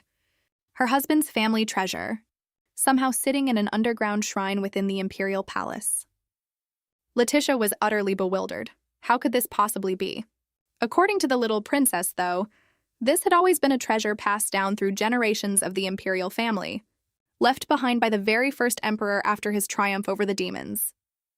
Its power could only be truly unleashed in the hands of one descended from angels, and this exact spot was where the angels had once defeated the demons, the very place where the capital's history had begun. Yet Letitia couldn't shake the feeling that something wasn't quite right, and just as she reached out to touch it, a sharp voice cut through the air. "Hands off!" Turning around, she found a tall, imposing man standing in the shadows. At that moment, Daphne excitedly called out, "Father!" And only then did Letitia realize the man was none other than the emperor himself. She hastily bowed and introduced herself, but the man's brow furrowed the instant he heard the name Hasgard. Since outsiders weren't permitted in this particular chamber, the little princess quickly lied, claiming she'd dragged Letitia along, by force just to help her find her cat. Hearing this excuse, the emperor's stern expression melted away entirely, and he scooped his daughter into his arms, his tone turning warm and gentle as he addressed Letitia. "My little princess has caused you some trouble." The speed of that mood shift was something else entirely. Afterward, he escorted Letitia out and told her to change into clean clothes before heading off. As it happened, Erden had also just finished his conversation with his aunt and was out looking for his wife, and the two of them ran into each other. Just as they were about to compare notes on their respective discoveries, Lucipe came rushing over in a hurry, delivering a startling piece of news. "This place seems to be a hideout for people who worship demons. So many of them carry Astaroth's scent on them, which means it might well be hiding somewhere within this very palace. To make sure no one was listening in on their conversation, the group hurried straight back to their residence, where Letitia finally learned the reason Erden had never known about his aunt's existence and why his aunt had never come forward to reveal herself, either. It was because his mother had completely cut off contact with her own family. There was clearly something strange about this, though since given his mother's warm and sunny personality, it was hard to imagine her doing something like that, unless she'd been threatened into it, forced to protect her family's safety by staying away. At first, Erden's aunt had suspected the people of House Hasgard were behind it, which was exactly why she'd never revealed herself before. Now that the two of them had finally met and reconciled, she confided that his mother had apparently spent her final days investigating something to do with the Imperial family, and it seemed to be connected to House Hasgard as well. Hearing this, Letitia guessed it might have something to do with the Limbo Sword. The truth, it seemed, was drawing closer and closer. But right at that moment, Allison's anguished wail rang out. When a star's reputation collapses, an agent's panic knows no bounds. And if a look could kill, Letitia would have already dropped dead under Allison's glare. Would you please explain to me why you told the Empress's entire party that you're a con artist? Letitia felt genuinely wronged. She'd said so much, and none of it had been meant that way at all. But of course, gossiping crowds only ever latch on to what they want to hear. Allison was in absolute tears, worrying that with the investiture ceremony fast approaching, if this reached the Emperor's ears, it could spell real disaster. As it turned out, the Emperor already knew, and even asked Basin what he made of it. Thankfully, after their past collaborations, Basin had long since come to respect Letitia's boldness and strategic mind, so he had nothing but good things to say. Still, the Emperor instructed him to keep a close eye on House Hasgard's movements going forward, on the grounds that it remained unclear whether they were friend or foe. Though, was that really the true reason? The next day, the young couple were summoned into the palace, where the High Priest personally guided them through rehearsals for the investiture ceremony. Once they'd familiarized themselves with the procedure and everything they needed to watch out for, Erden took the opportunity to ask about the Imperial family's ancestry, specifically about the angels. That's how he learned that in the beginning, angels and demons had actually coexisted peacefully, until the demons, harboring hidden ambitions, sought to suppress the angels and lure humans into becoming their servants. As the forces of evil grew stronger and stronger, a gateway to the abyss finally tore open on human soil, and amid the ceaseless torment inflicted by monsters and demons, humanity, in its darkest hour, turned to prayer, and the angels answered their call, waging a long and brutal war against the demons. It was a chaotic, dark age. But just as that darkness seemed on the verge of ending in the angels' victory, a blade of betrayal suddenly plunged into the heart of the Archangel. It's said that ever since that day, the angels vanished from before humanity, as though they had never existed at all, though they did leave descendants behind who make up today's imperial family. As for the traitor, they were executed by the angels' own descendants. The story sounded reasonable enough on its surface, yet something about it kept nagging at the back of the mind. Like, for instance, what exactly was the meaning of that sword sitting in the shrine? Letitia's mind churned with unanswered questions. Just then, the Emperor appeared in the temple, claiming he'd simply come to pray, yet he proceeded to unload a string of cryptic remarks, that this world was built entirely upon lies, and that even those who underwent the sacred word and swore loyalty to the crown would eventually rebel all the same. Finally, he turned to Erden and asked, "Can you truly swear that no matter what I ask of you, you'll remain devoted and loyal to me? For instance, taking off that mask in front of me." He had worn that mask since the day he was born, and no small number of people had grown curious about what lay beneath it. Even the Emperor himself was no exception. But the moment the man's beauty was ever revealed, the curse could very well kill him. So when they heard the Emperor's demand, the young couple tensed with fear and asked in disbelief, "Your Majesty, do you truly intend to give such an order?" The man, however, answered with a question of his own. "You don't actually intend to take it off, do you?" Before breaking into a grin and claiming he'd only been joking. Well, this old man truly was unpredictable, difficult to read in every way, though what proved even harder to figure out was the truth behind the Genesis War. Ever since hearing the High Priest's account, Erden had grown deeply worried. Could it be that the human descendant who'd plunged that blade into the angel's heart had actually been an ancestor of House Hasgard? Perhaps that was exactly why they'd been punished, cursed for generations. Letitia, though, didn't think that was the case. While the theory wasn't entirely without merit, there were still too many holes in it upon closer thought. As for the truth, someone out there had to be lying. But the intelligence they could extract from demons was limited, and she couldn't very well go ask the person directly involved. Wait a moment! The very person involved was still drifting somewhere among the countless souls of the Void Palace. Surely there had to be a consciousness there that had witnessed the events of that time firsthand. Why not just go ask them herself? Hearing his mistress's bold idea, Lucipe couldn't help but scold her for being utterly out of her mind. After the last incident, this time even more consciousnesses and dream demons would come swarming toward her body, so he insisted on staying behind personally to guard her, and told her to summon him the instant she found herself in danger. Once she entered the Void Palace, Letitia followed Lucipe's earlier instructions, keeping the Genesis War fixed firmly in her mind, and it didn't take long before she found a consciousness that resonated with the thought. Anxious to learn the identities of the angel and the traitor, she pressed forward, but the consciousness's voice came through in broken, disjointed fragments. The betrayed angel, 4 wings, left humanity, was cursed. The angel's sword has been hidden away, no one can find it. Astaroth, afraid, the angel's descendant, cast the curse. It seemed to want to say more, but suddenly a massive hand seized it. It was Astaroth himself dragging the consciousness into his chamber and devouring it whole. Letitia watched the scene unfold in absolute horror, and the next instant, the demon fixed a pair of blood-red eyes on her, clearly intending to devour her too. But strangely enough, through that outstretched hand, she caught a glimpse of what looked like the Emperor's silhouette. In her final moment, Letitia instinctively cried out Erdan's name, and as if by miracle the man appeared out of nowhere and saved her. Once her consciousness returned to her body, Lucipe fumed. You should have called for me, not for your little master. But perhaps this was simply what love looked like. Letitia's consciousness had resonated so powerfully with Erdan's deep feelings for her that he'd been able to arrive in time. Otherwise, the consequences could have been truly disastrous.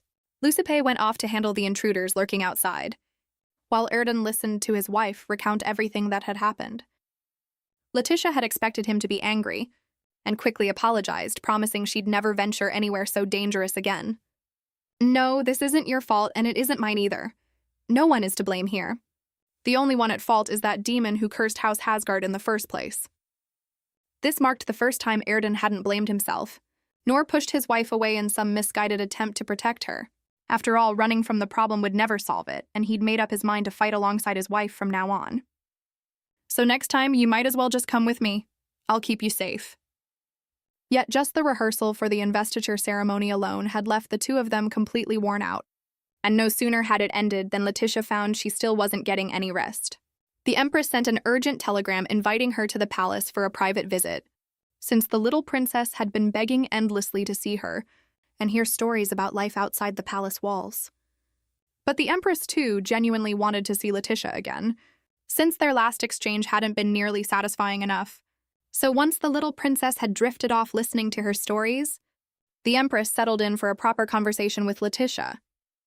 It was during this conversation that Letitia learned the imperial family, too, seemed to carry a curse of its own. Those born with royal blood tended not to live long, some dying of illness, others in unforeseen accidents, all while demons ran rampant, encroaching further and further on this land. Caught between these internal and external threats, the Empress had chosen to restrict the little princess's freedom, hoping simply to see her grow up safely. This was the Empress's own way of loving her daughter, one that couldn't quite be called either good or bad. Letitia, by contrast, having grown up the hard way, wild and untamed, had witnessed every shade of suspicion, jealousy, resentment, and betrayal that could exist between people. Demons certainly were hateful and detestable, but from her own personal experience, she felt that being hurt by one's own kind was somehow the most painful thing of all. At this, the Empress reached out and gently stroked her head, marveling that Letitia had managed to hold on to such a brave, upright heart, despite growing up in an environment like that. Truly remarkable. Letitia felt her nose sting with emotion. She owed it all, she admitted, to the warm, kind people who had surrounded her along the way. Who had healed her wounds and helped her recover. much like the Empress's encouragement and validation were doing for her right now. While being hurt by one's own kind was undeniably the hardest thing to bear, being healed by one's own kind, in turn, could make a person stronger too. The Empress suddenly seemed to understand something. No wonder you're so fond of your husband. Your feelings are written all over your face. With that single remark, she dissolved the heavy mood entirely. Yet the Emperor, watching this whole scene unfold, seemed to be lost in thought, and, of all things, Letitia's uncle happened to be present as well? Everyone said the imperial family descended from angels, and yet the Emperor seemed somehow more like the embodiment of a demon. With the investiture ceremony drawing near, Letitia found herself unable to settle her mind. Lucipe had once mentioned that Astaroth was somewhere near the capital, and this bothered her greatly, since she couldn't quite make sense of it. Why would he stay in the capital rather than the north? The north, after all, was crawling with far more demons, which should have let him draw on far greater power. But then, suddenly, it struck her. What if it wasn't that he chose not to go north, but that he simply couldn't? Sure enough, flipping through the book on defeating demons, she came across records of sealing magic. And the moment she finished reading, she immediately called her husband to head somewhere specific. The outer boundary of the capital. She'd made an astonishing discovery. The sealing formation described in the book matched the capital's layout exactly. According to the text, such formations bore markings left by their original casters, both along the outer edge and at the very center, with the key to the seal located at the center as well. So that was exactly what they'd come today to find. They searched from morning until afternoon, through blazing sun and pouring rain, and in the end they truly did find 6 markings, corresponding to 6 of the 7 archangels, meaning whatever sat at the center had to belong to the strongest one of all, the Archangel Commander. And the Limbo Sword was precisely the key to the seal. Letitia's hunch had been correct all along. This entire capital was, in fact, one massive sealing formation, which was why Astaroth could never leave it, and why he remained trapped right at its very center, inside the Imperial Palace itself. The couple found themselves without a word suspecting the very same person. But this realization brought its own danger with it.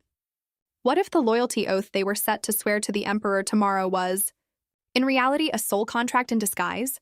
Letitia felt a wave of fear wash over her. Airden, though, had never felt more resolute.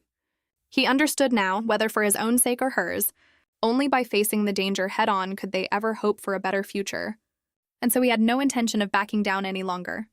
On the day of the investiture ceremony, the couple dressed in matching white gowns, the occasion carrying all the grandeur of a second wedding.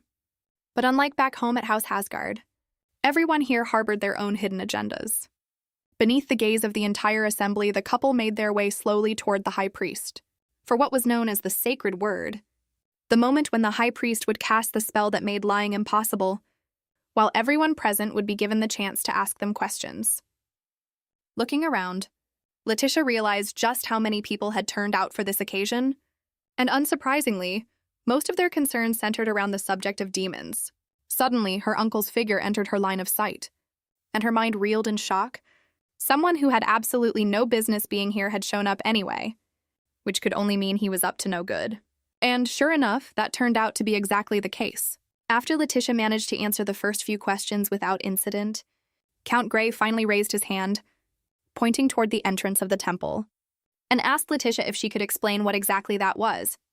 There, standing before the entire crowd, was the very same stone golem they had once kept back at House Hasgard.